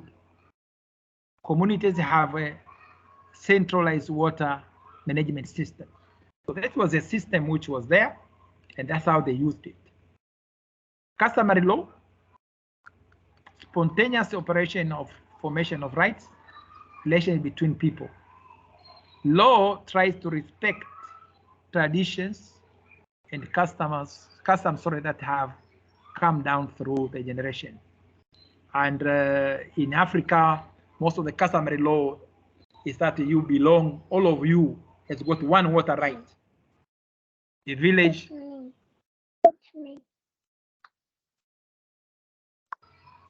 So the villagers or the communities, they have water right. They own the water. But now, if you don't belong to that village or that community, you don't own that water. And if you move from that village to another village, it means automatically you have lost the ownership of that water. This is a repetition of Zimbabwe and India, which we had discussed before. Groundwater, water which is 1, beneath the surface of the ground, and 2, not visible. Again, as I said, we have a meeting this August, and it'll be 1 point here about the visible and the invisible. Not visible on the land, and includes water in boreholes and wells. That's by definition. So anyway, there are a lot of repetitions here: Roman law, civil law, and actually, most of these laws do not have any bearing now, because the Roman Empire lost its powers, and obviously after that the rules changed very much, and the colonialists, when they left, something has happened. So the idea of underlying legal system was that frontier zones were empty of other water users. That means in America, it's a good example, and the first colonial settlers could simply take what they needed. So you can imagine, when the colonialists came, it's like our countries were empty. There was nobody else. No wonder they even write in their books that they came and discovered Mount Kilimanjaro. The question is, the people in Kilimanjaro here in my country, they were living on top of that Kilimanjaro. It's a site for them. And when it was erupting, for them, it was God talking to them. They just went on top and whatever. But when Redman and Krapp came, they wrote in their book, they discovered Mount Kilimanjaro. So meaning the mountain was, the place was empty. It is them who discovered it. So these are the ideas of the colonial power. And the US is the same problem. It's like US was empty space. But there were those, the so-called Red Indians, the natives. They were not considered. Even today, I'm sorry to say, they are not given priorities. They are still having what is it? Hard life there, even that country is theirs. But the people who came, they claim that that country is theirs. So, and all the properties there is theirs anyway. So prior appropriation doctrine is that it is important to note two aspects of the right granted under prior appropriation. The right need not to be linked to specific piece of land. The right is granted subject to beneficial use. The question is, it's so unfair that they just declared, I was the first to see it, I was the first to use it, so it is mine. And I've got all the right to do whatever I want to do with it. And in fact, in America, what happened, that the so-called, the state called the New Mexico state, which is in America now, as we speak, was not part of the original US. It just because US was stronger and Mexico was, well, let me call a weaker neighbor downstream, they just annexed it. That's why it's called New Mexico. They just annexed it with the people inside and whatever it is, because they knew there was a lot of things you can get, including oil. So anyway, that's the situation in the colonial time, and there were a lot of issues unfair to the what do you call it, the people who are living there, the indigenous people. Then the permits may refer to extraction of water, the use of water, and disposal of water, which means the water has been used can be disposed, and it's also part of the deal. These are the recent trends in the water legislation. Again, the system of public allocation of water involves 1, a person or governmental authority who allocates water, maybe the governor or what, A person be a physical individual or corporation or government agency who abstracts and uses the water allocated to him or it, meaning corporate board. It's okay. Unfortunately, that means you get a water right, a water permit, or a license.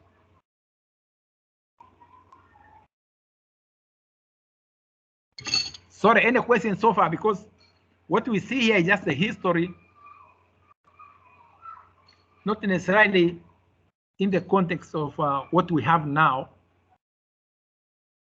It's just the history of how water has been managed or mismanaged in, of course, when the colonizers came to Africa, and also the people, the white people when it came to the US, how they managed the water by saying appropriation, meaning that we are the first to see it, but which is unfair. It means that they are looking at it from their point of view, that we saw it, we need it, we take it, forgetting about the people who are indigenous to that area, and they also need the water. But then there was an issue, this colonial issue. Prof? Yes, please. Yes, I would like to ask you, Prof, from your vast experience in the water sector, Prof, and you even told us you had retired and so forth. I know you have you're basically a repository for knowledge in this area. I want to find out what gaps have you observed when it comes to the law in the SADC region? What gaps have you picked up that these are the gaps that are there, probably in terms of policy or legislative implementations and institutional framework? From your own experience, Prof, you have touched many of these our small countries.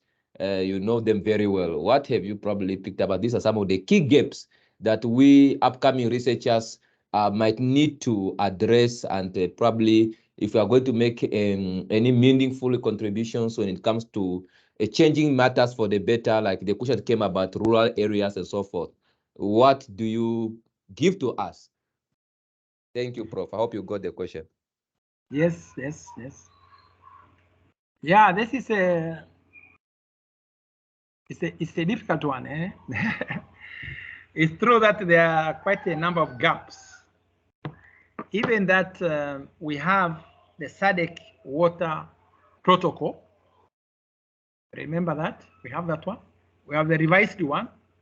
I think 2020, 2000, that's what we got, the revised one. And if you look at it, it will fall under almost similar issues by the United Nations on the so-called sharing of, or let me say, yeah, utilization of non-navigable water. I think it was a resolution of the UN in 1997.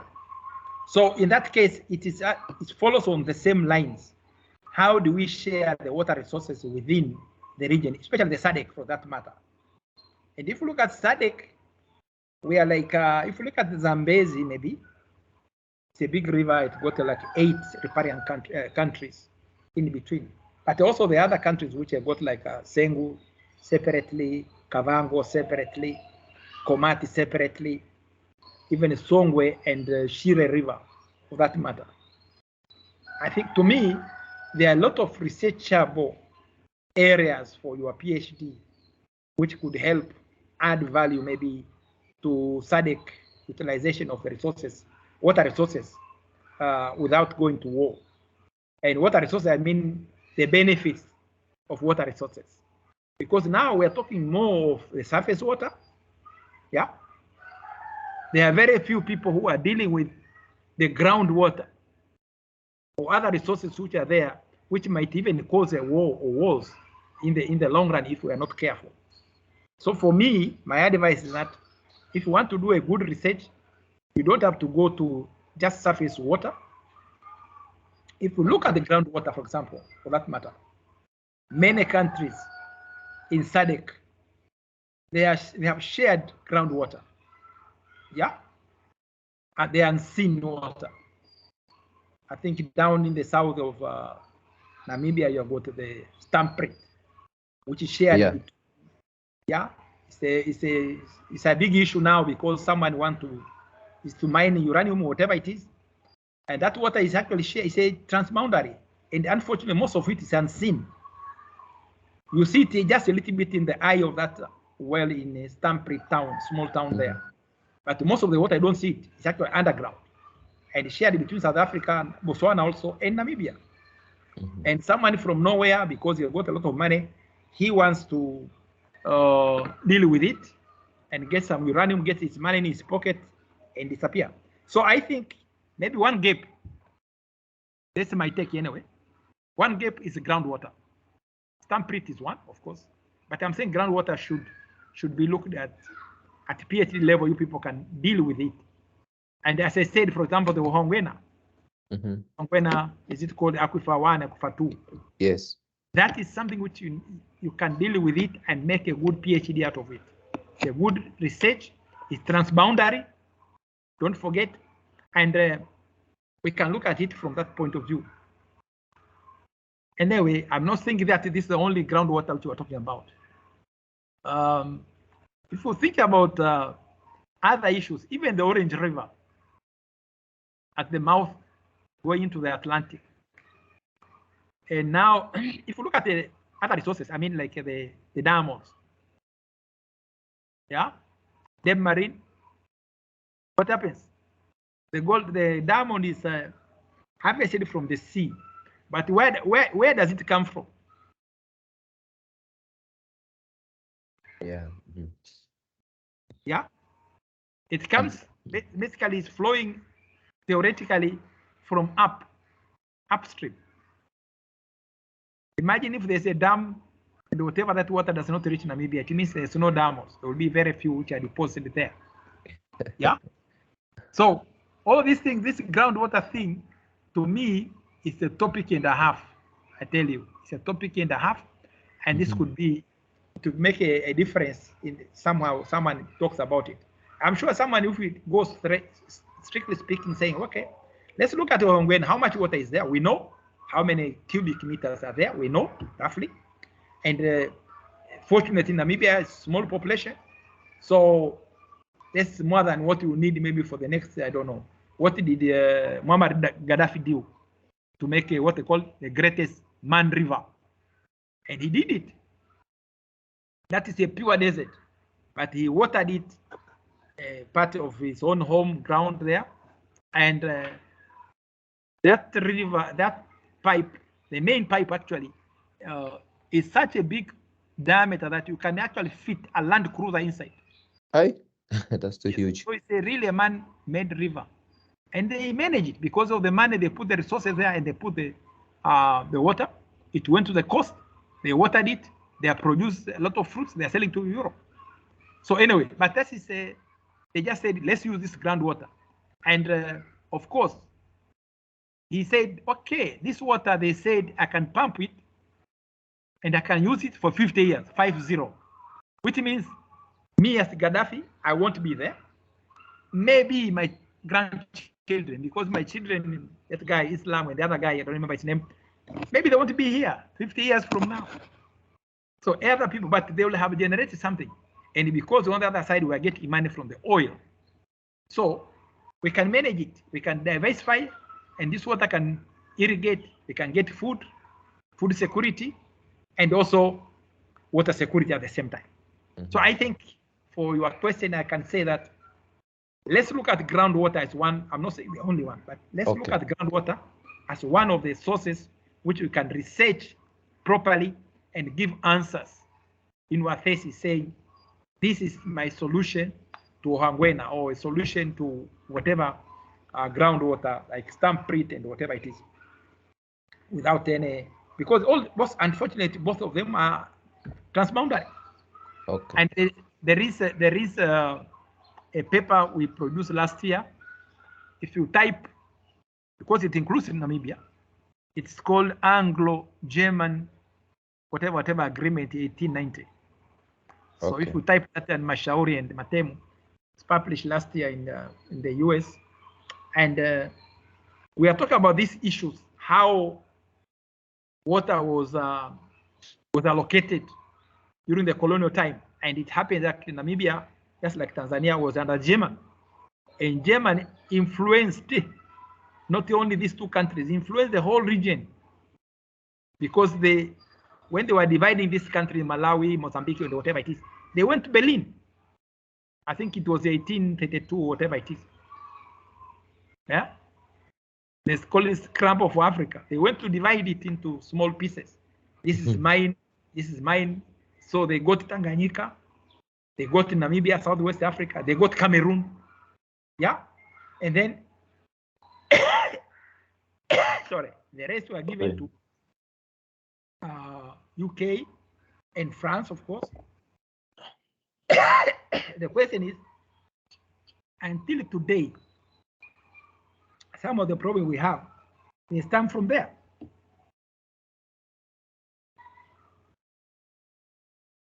They stem from there, and the idea was, the original idea was, okay, we have decided this country belongs to Germany, this one to Mozambique, Portugal, and this one, this and this and this. But they said, okay, this is such imaginary lines. Now, when you are there on the ground, the first governors or whatever they call them, rulers, they must do, I think you know this in the geo survey, that they must do what is called ground truthing.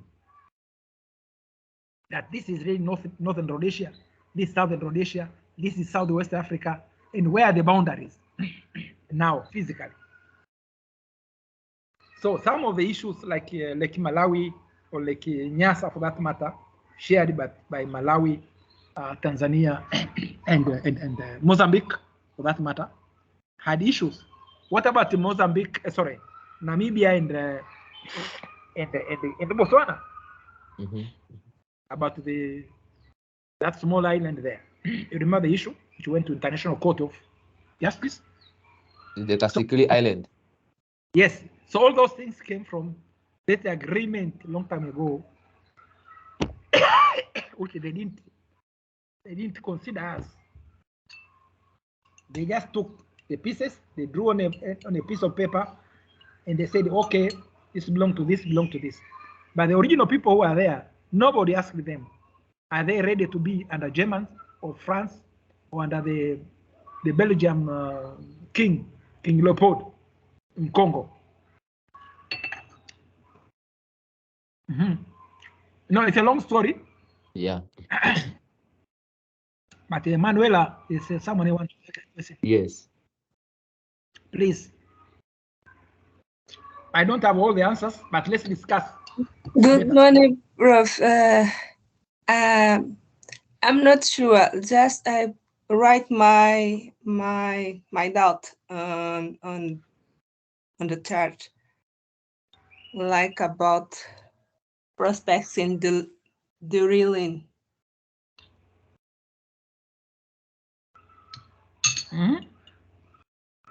When I want to know if we start groundwater, you need to do the prospects in the drilling.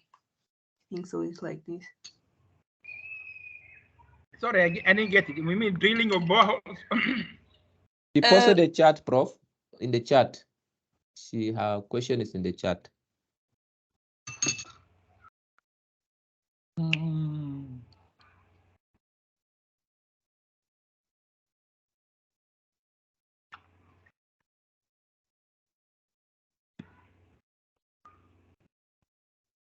Oh, sorry. Okay.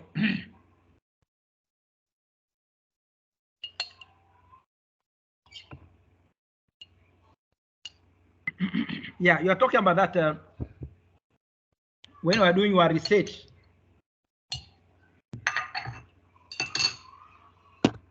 When you are doing your research, yes, you want to clarify if in groundwater studies we have to do prospection drilling. Well, there are so many other methods nowadays they are used. I'm sure this what they did between what is so-called the Hongwena 1 and 2, Aquifer 1 and 2. I'm sure there's a lot of other systems they use, what they call geophysics, whatever systems, to form some seismic tremors and then recording the rebound, whatever noise, and knowing where the water is. Yeah, and roughly now they even know the quality. Some of these aquifers, they have a lot of fluoride. For that matter, fluoride is more than 20 milligrams per liter. And some of these aquifers, they don't have much fluoride, but they have got a lot of TDS, total dissolved solids, for example. So nowadays, even without drilling, they already know something about even the quality, the quantity and the quality. So I don't think that you as a PhD student will have to drill boreholes. It will be very expensive. I don't know if I've got so much money to deal with. But fortunately, you people are sponsored by the Germans. And they're the Germans who have got all the data about the groundwater basically in Namibia. In this area of Hongwena, they were very busy with it for many years. I think they're still maintaining an office there in the ministry. So you are lucky that you can get a lot of information.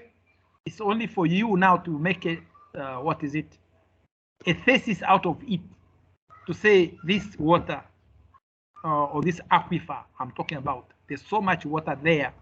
And what's the safe yield of this water? What about the quality? What else do you need to do with the water so that the water is good enough for the human consumption? And it's good enough for maybe aquaculture, or it's good enough for, I don't know, whatever. And if I have to do irrigation, I must make sure I have to produce something which is what they call the low volume, high value. Yeah. We can't say I'm going to grow mangoes, which will take me 6 years before I can harvest. Maybe you need something which you can harvest quickly and get money. Hypothetically, for example, during drought in Namibia, I'm not sure about Botswana or whatever. In Namibia, for example, during drought, there are a lot of people buying fodder or grass from other people because there's no grass in the land. So you need to buy grass which was harvested during the, or let me say, rain season. So people have harvested them, they have baled them, they're in the stores. So people can buy that. So why not? Maybe instead of planting maize or planting sorghum or whatever, maangu, I can easily say, well, no, I put a portion where I can plant cattle or livestock fodder. There are a lot of now very good nutritious grass, which is known. It's not, you're not going to discover anything. That I can actually have a portion of my farm, maybe 400 hectares or 500, I'm not sure. And I plant only this grass. And I know the grass, it doesn't have an enemy. There are no insects which are interested in this grass anyway. So maybe I can harvest 3 times a year. Put them in the store. I can harvest, put in the store, bale them properly, and I can send it locally, or I can sell it to people in Botswana who need it, or people maybe in southern Angola who need it. And you can make money out of selling this hay or that fodder to that. So I don't think that you need to work on drilling boreholes and whatever it is, so long as you know the amount of water which is there and the quality of the water, and if the water is good enough for human consumption or it's good for the animals, then you already you'll make your money out of this water. So to me, I think you don't need, as a PhD student, to go around drilling holes and whatever it is. I think the data which you have can give a good idea. If you go to some Sampurit in south, okay, there are some wells there and water has been used for ages. They know roughly the quality of the water. And as it goes on to part of South Africa and part of Botswana, maybe the quality changes because it goes through rocks. Maybe there is more of fluoride content in the water, simply because of the water going through these rocks is absorbing these chemicals or compounds of fluoride for that matter. And when it reaches a certain level, obviously it's not good unless you do either desalination or defluoridation so that you can remove the fluoride so that water is potable for human beings and also for the animals. So to me, I hope I've answered your question that the groundwater, you don't need really to drill holes for your PhD because I think it will be very expensive. But anyway, just have an idea. And as I remember what Dr. Mabuk said, you are going to discuss on the issue of mobility to German universities. And I think you better discuss with these people before you even go to German, roughly what you want to do, and make a balance between you and your supervisor there in Germany. Make a balance between the two of you, which will be the best way to deal with this, your study or your research. But I am almost sure the interest at your PhD level, even if it was at master's level, the idea is not to drill holes around.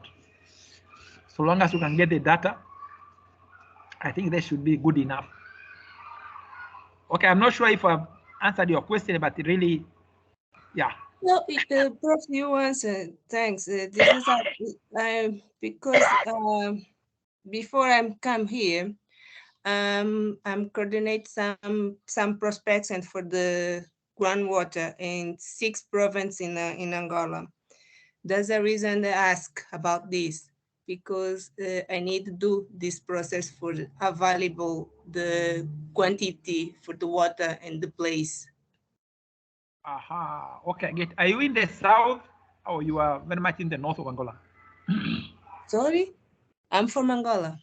Yes, but which side? Are you very much in the south? I'm South Luanda. I'm from Luanda, but I'm look water in 6 provinces, 1 on north, 3 on north, and 3 on south. One of these is in Lubango, another is Mushiku.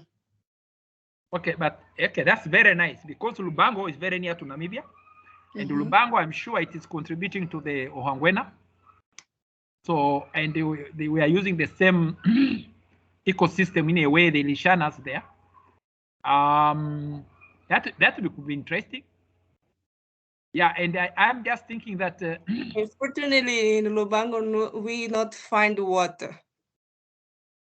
Is it? Yes. Oh, this is serious business. Is it too deep? Sorry. Lubango is a municipality. The province is Willa. The Willa, sorry, is in province of Willa. Yes. Willa have a lot of water. But in the place we start not to find the water. Which place, especially? Arimba. Which? Arimba. Okay. Yeah, but I'm just thinking also that you are as a PhD study, you don't have to take a very big area. So think about the area which you can manage within your, I don't know, 6 months of research. You can take the whole of Angola. No, this is before we come. We work in this before we come to Namibia, not work not topic for my research now.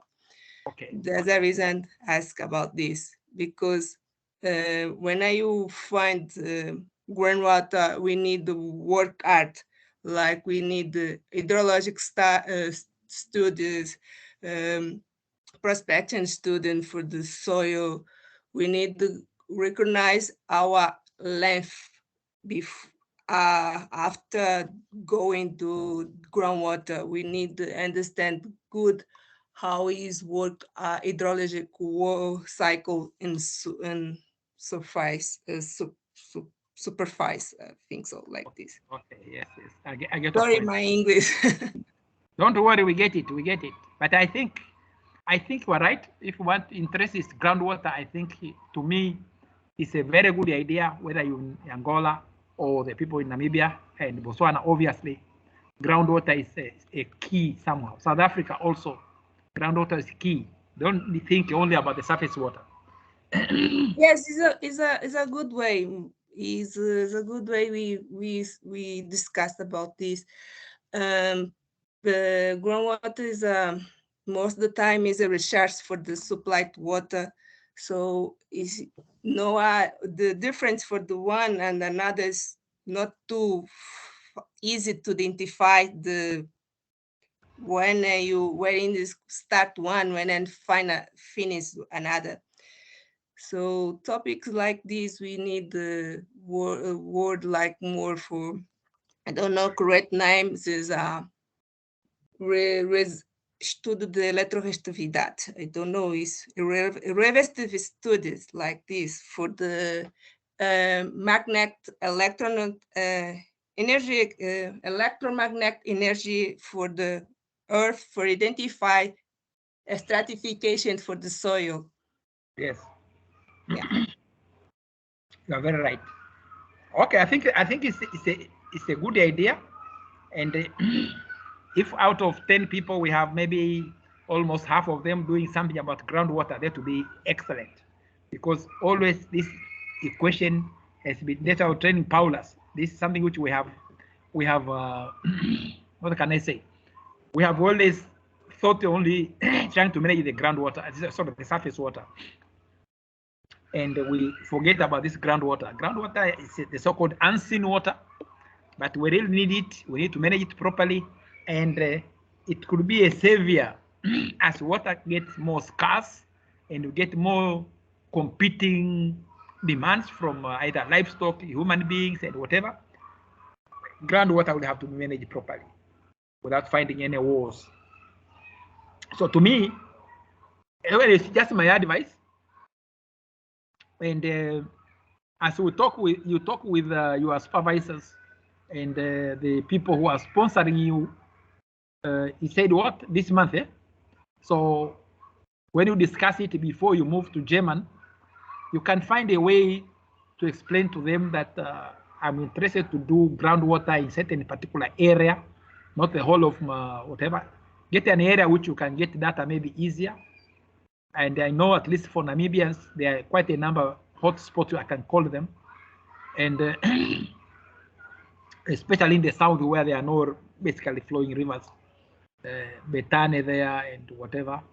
And also, of course, Stamperit is one hot cake, which you can deal with a good thesis from there. And then Ohangwena, of course, 1 and 2, and around there, you can see how this groundwater can be managed properly. And mostly the groundwater, obviously, you'll have issues of fluoride. And you can see those pockets of fluoride, like in Betane there, for example, the fluoride was very high, I think like 20 or 22 milligrams per liter.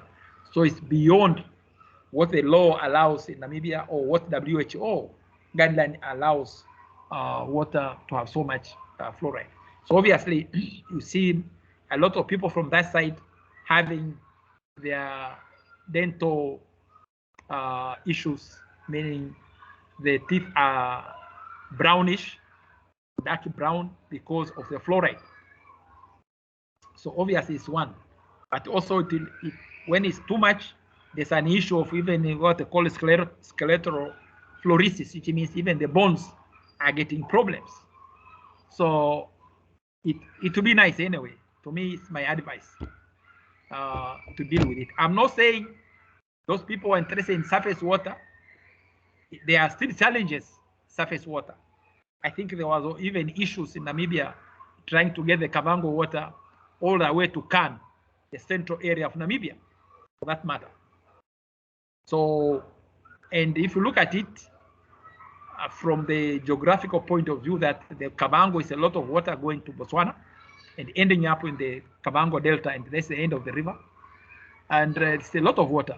If that water could be diverted, some of it, down to the, what is it called, Rootfontein, Down to Matako there, we have got the Matako Dam is there. The infrastructure is there. And from there, the water is actually going by canals and pipes and siphons all the way to Okanja. So water could be managed somehow if we could agree, or Namibia could agree with Botswana how to share that water. And then it's fresh water from the river Kavango, and it could reach that area very easily, and it could be distributed through the central area of Namibia. That includes the coast and of course Okanja itself and the small towns around there, or Sona and whatever, Windhoek of course. So that's one. If you compare that option, compare it with maybe desalination of the water, or bigger desalination plant at Swakopmund or Walvis Bay for that matter, and then pumping it to the infrastructure up in Okanja to Von Eck. Now the question is, in terms of the money or the resources which you need to input, if you look at just the geo-elevation difference between the sea level, Swakopmund, and Windhoek, which is almost 1,900, I think, meters above sea level, that one itself, yeah, it's not a joke to pump that. And then you can imagine how much energy you need, how many pumping stations you need booster to pump the water all the way to Windhoek. Even if we have to desalinate using a system which has which would cost less, between 4 and 5 billion Namibian dollars. Now the energy between the two, 400 almost kilometers, it will be a lot of pumping. And if you look at even if you look at the water being pumped from Okanja to Windhoek, which is hardly 70 kilometers, there are two. You pump from the dam there, Okanja, and then there are two booster stations in between. So now from Swakopmund to Windhoek, obviously, we're talking like 10 or maybe 15 booster stations. All this will need energy, and that will be a lot of money. So just think about that. And imagine if you have to desalinate, or think about getting the water from Kavango and bring it down to the existing system. And we have canals and siphons between Grootfontein all the way to Matako there. Yeah, we have system, the so-called central, what is it called? Central, is it called North Central Carrier System, whatever, I don't remember the name. So obviously, we can have a system which can bring the water to Kan, to central area of Namibia. And obviously that includes Okanja, it includes the coast, it includes Windhoek, of course. So think about that. So surface area, I have no problem with it. You can think about it and how we can help that to. That's why your program is integrated water resource management. You have to think all the things together. Water for the people, water for your livestock, water for the wildlife, and water for the environment also. And of course, if you want to farm, you have to think about what are you going to farm, what are you going to cultivate, which can give you a quick return. You can't talk about, okay, I want to use this water to plant thick trees. A thick tree will be harvested after 30 years. Does it make sense to you? Need something which you can get money as fast as possible. You could apportion some areas where you will create long-term, yes, projects, of course, also. But I think you could think about something which you can, which needs what they call low volume, but high value plant, for example, or even aquaculture in terms of the fish. What type of fish are you going to produce in Ongwena there maybe, and then make sure that they have got a quick market. yeah, either within the country or within the region. So all those things must be thought through and through. That's why it's integrated water resources management. Think about everything: the people, the livestock, this farming in terms of what type of crops are you going to produce, which can have a quick return, and they are not causing any ecological issues, for example. Yeah, and then think about other issues, which can be that water can be used for, and then like things like livestock fodder, for example. I say hypothetical, as I said, you might make more money by having this livestock fodder than maybe having millet or maize for that matter. So anyway, you have to think. And not only you think about your PhD, yes, but think about all these things and think, what could I get and use this water to produce something fast enough and not causing any environmental issues or causing other problems in the area where I'm doing this project.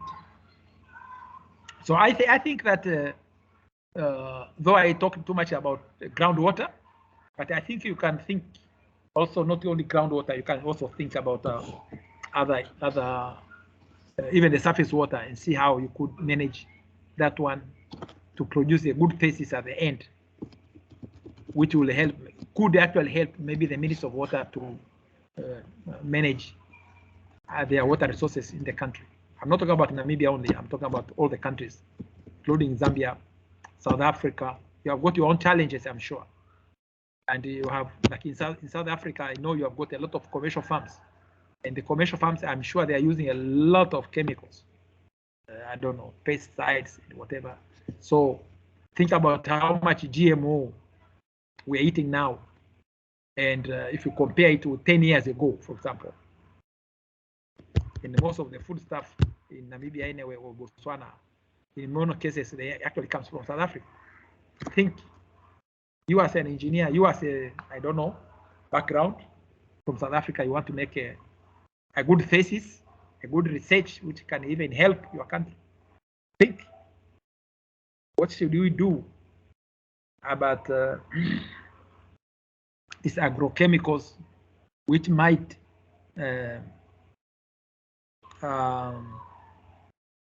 make the water less useful, meaning make it more finite now.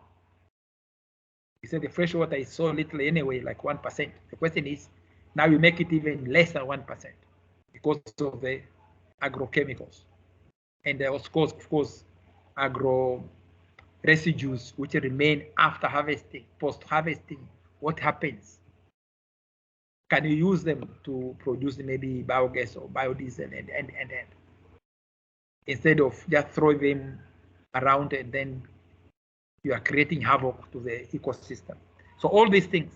But my point remains, groundwater, don't leave it out because groundwater is quite important. And I'm sure we won't be here maybe that time in 5 years, in 10 years, maybe this question of groundwater will be quite heavy. So if you take a lead in this case, I think you are going to get a good thesis out of it.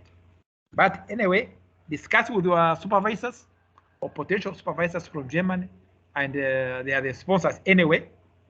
And of course, it depends that university, what are they interested in? And I'm almost sure groundwater cannot be out of the equation. Okay, any other question? Because our time is not very friendly anymore.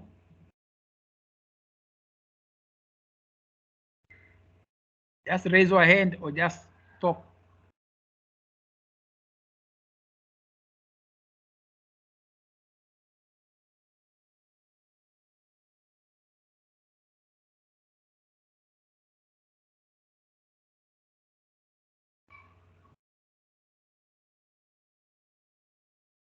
I think Prof can just continue. Yeah. You see what we have, what is happening here in these few slides which are remaining. They are talking about the trends, and they are very generic. I am sure the trends of the legislation now in in our countries are also changing. If you think about for Namibia, let us say, when was the first or the final water policy written? Was it not 2008 or something? So, and if with 2008, it means it's more than 10 years for sure. Yeah. So 2023, 2008. So it's like 15 years. So obviously a lot of things have changed. In the ministry, name has changed also. And the ministers have changed hands. So obviously there are things which the trend has gone the other way around. Okay, the last law, I think I talked about it yesterday also, I mentioned it. That is the old law, the 54 of 1956. That was inherited after independence. The question is, the new law was enacted, which was never used in 2004. Yeah, but before it was implemented, then it was wholly amended in 2013. Yeah. So the new law then, quite interesting, quite having a lot of things, and IWRM is there, by the way, the new law. But tell me, people from Namibia, do we have the now the regulations? Because at least by November or October last year, the regulations were still pending, the final polishing anyway, but it has been done basically. And actually the law is used as if it is the law now, because they knew it's only regulations which are hindering the full-blown utilization of that law. I'm not sure, you better check it. You better check it if it has gone through, and then, because that one is, it must be published by the minister in charge. So in this case, it is Honorable Mr. Kale Shatwine, right? He has to announce, give notification in the government gazette, and the date, effective date must be given there. So I'm not sure if that it has taken effect or not. Now, I'm not sure anything about the water policy in South Africa, for example. I don't remember the year. I know I've seen it. The law is there, 1998, I think. Yeah, the water law, new one after independence. And obviously, there are issues you can look at which are having gaps, which you could take it as your area of study or whatever. Yeah, I'm sure Angola, you have your own issues on water, issues there, and you can deal with it. Zambia, obviously, you have got your water law, what's the policy, and what are the challenges in terms of the water. So what are the new trends there now in Zambia? Yeah, in terms of water management of water resources in the IWRM. And Zambia, you have got a lot of people who have done IWRM. Now they must have good positions, either at the UNZA or Copperbelt or in the ministry or Department of Water Affairs. Same Botswana, you have your own issues there, maybe very peculiar system, peculiar issues which they have to be solved in terms of integrated water resource management. Okay, partly it's dry, just like Namibia, so it means that you depend, in some areas you depend on groundwater. So looking at it from that point of view, you look at what topic you could choose and which could help you to work on it. And the law, I'm not sure when the policy was and what is the new law or the current law, water law in Botswana, and how can you chip in to get your a good research topic from Botswana. That applies, of course, to Angola, and Namibia, of course. So anyway, to me, I think you have to look at what is on the ground in terms of the legal issues and the institutions which are there. Maybe you think maybe the institutions are not good enough, or they are good, but they need to be revamped so that they can produce more efficiently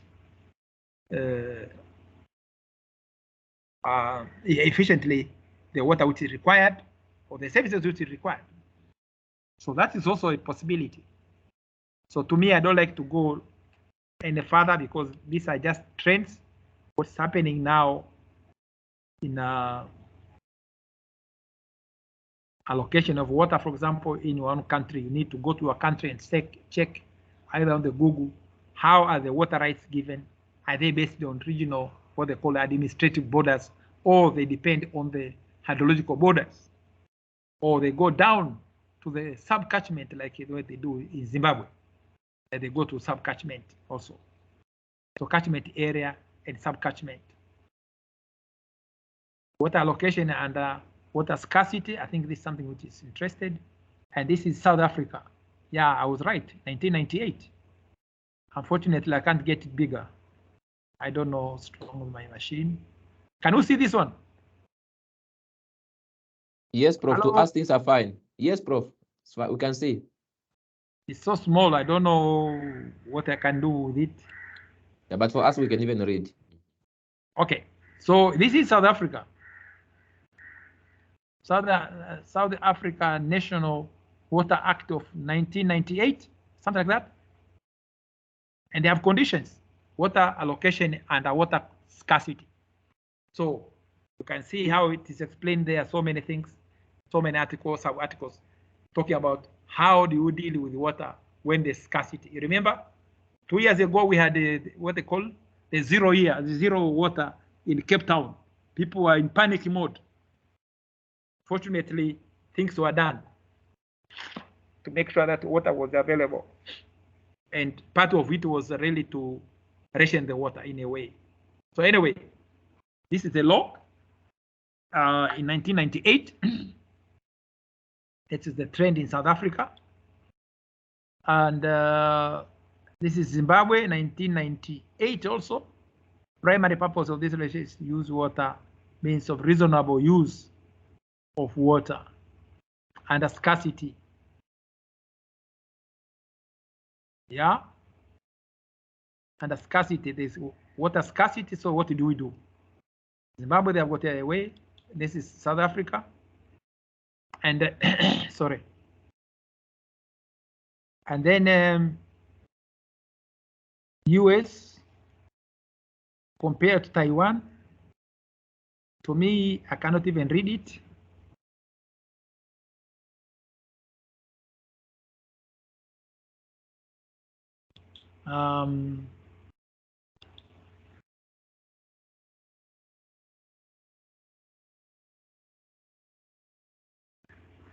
Striking a balance between state regulation and individual security.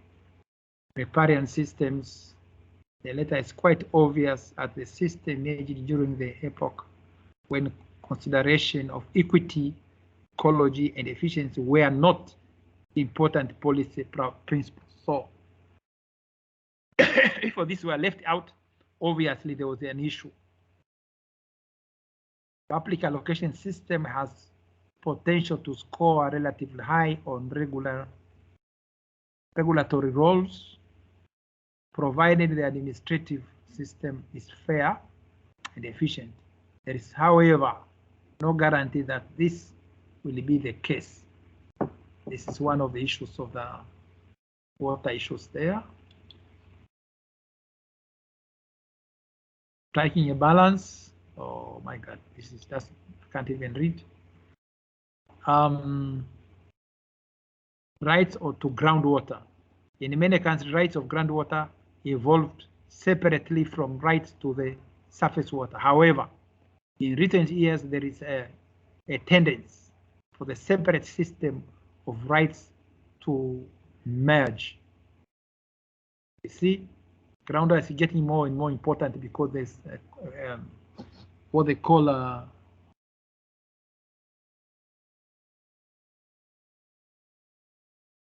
what they call rights to groundwater. Yes. So we look at the trends there. The Muslim law,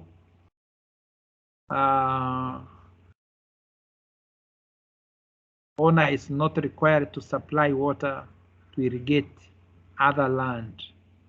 So groundwater quite is a challenge. I think so. Spanish law. Yeah. So it says that it gave landowner absolute dominion over water obtained by means of ordinary wells from beneath his land. Okay. It's Spanish common law. Generally distinguishes two types of groundwater: underground streams, percolating water, all forms of groundwater other than underground streams, including subterranean lakes, pools, artesian waters, and seeping waters. So all these were given some type of trend. What do you do with this? So you can see that groundwater, though we think it is left out, but it was actually already done in the 80s. It was being discussed how to deal with it because they knew in the long run it will be a problem. Then pollution control of groundwater. Yeah. Septic tanks, cesspits, both in active use and abandoned. Discharge of sewage into surface water connected with the groundwater aquifer. Yeah. Seepage from solid waste landfill, landfill leaches, for example, it goes to the groundwater. Then what happens? How do you control that? And in most towns, we have these problems. The Roman law.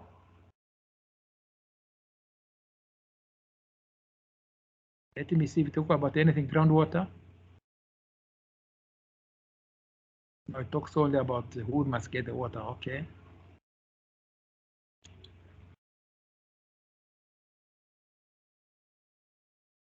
This is the Holland.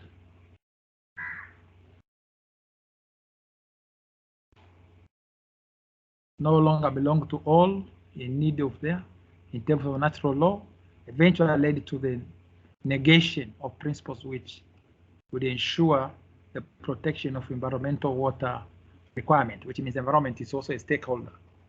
It must be guaranteed of water because it needs it. Natural water, natural law, which had existed in Roman water law and which would form a proper legal basis of the protection of environmental water needs, had disappeared in the Roman Dutch law. So as things move forward, people just got rid of some of these things. They think they are not important anymore because of business type.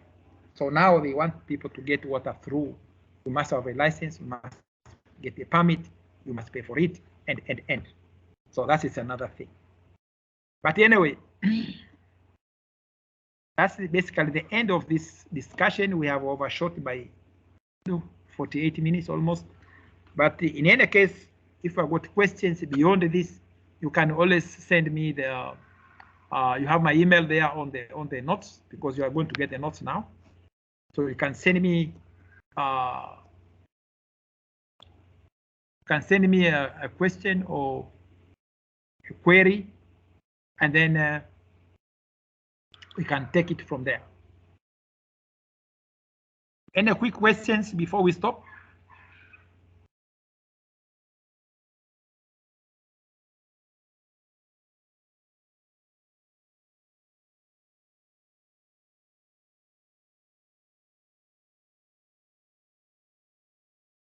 Okay, is Dr. Mabuko there? I'm here, Prof. I'm here. Doctor, I think we are done. I'll send Okay. the slides to you. And there are Okay. two processes. It's just up to you to see how the student get it, and they can get more information. And they have got my email, or they got also Professor Esther's email. They can always ask questions and you can continue. I am sure they have other modules. I know they are Yes. busy. Yes, But- they actually started with other modules, I think for 2 or 3 weeks before you came on board. Okay. Yeah. So now, okay, thank you so much, Prof, for availing yourself for this seminar series this week. We really appreciate your effort. We have also shared, I think yesterday I just sent you a message that we are sharing a call of expression of interest for some short courses, but those ones are meant for the industries. So I'm sure you have received it by now, or it's not yet sent. Yeah, it's sent already. So you should be able to receive the call expression of interest. So you can always submit something and run some short courses later with us. I know you have the strength in eFlow. Is that still your strength, Prof? Sorry? The eFlow. The environmental Because flow. we have one of the short course on environmental flow. Yes, yes. We had I'm it. sure you'll be interested in that one. Yeah, so yes. okay. Okay. No, thank you so much. And thank you, everyone. Maybe just an announcement that I did earlier. There were a few of you who had not joined. Next week on Thursday from 10 o'clock, we have a meeting with our German partner on the mobility. So prepare your questions, your contribution. They just want to know what kind of activities you want to partake. What are your expectations during the mobility? So come with all your questions. Those questions that you are always asking me, the right people to answer them are actually in German. So ask about your stipend, if there's extra stipend. Ask about your insurance cover, all those things. Let's talk about them on Thursday. Yeah, and then next week, also there's no module. So you are free to do your research proposal or whatever you were working on. And then the week after next week, we are going to have it, I think, on Tuesday, if I'm not mistaken, because we have 2 days holiday. We have a Monday, 1st of May, it's a holiday, and the 4th of May is also a holiday. So the seminar will run on Tuesday, and it's going to be for 3 hours only that week, and then it will be done. So it's just 3 hours module. Yeah. And then after that, we are going to wait for the other one on climate change because the person who deliver that one is based in Germany. So they're still setting up the team of experts to come on board and offer that one. But they had suggested that they give us the dates later on because they are not yet ready. So yeah, so that is the announcement that I have today. Otherwise, I think we have closed for a day. See you again see you on Thursday next week. Okay. Any question? Yes, before you close. Yeah. Okay. This email came from Ronel. Yes, she's our communication officer. Oh, okay. I saw something like that now. Okay. Yes. I thought it was spam. I'm scared. Okay, Prof. Okay. All right. Thank you very much. Have a nice weekend, and let's communicate. And when you talk with your supervisors about the issues of topics, we can always come back and we talk about it, because my passion is also in groundwater, not only surface water. So we can talk about it free of charge. All right. I'm not charging. That's nice. That's nice. Thank you so much, Prof. Okay. Thank you. Keep it up. All right. I'm logging off now. Okay, bye. Bye. Anyone with a question? Anyone who want to say anything before I close? I'm leaving. No, it is fine. Maybe you can just don't forget to stop the recording. Yes, I'm doing it actually. Okay.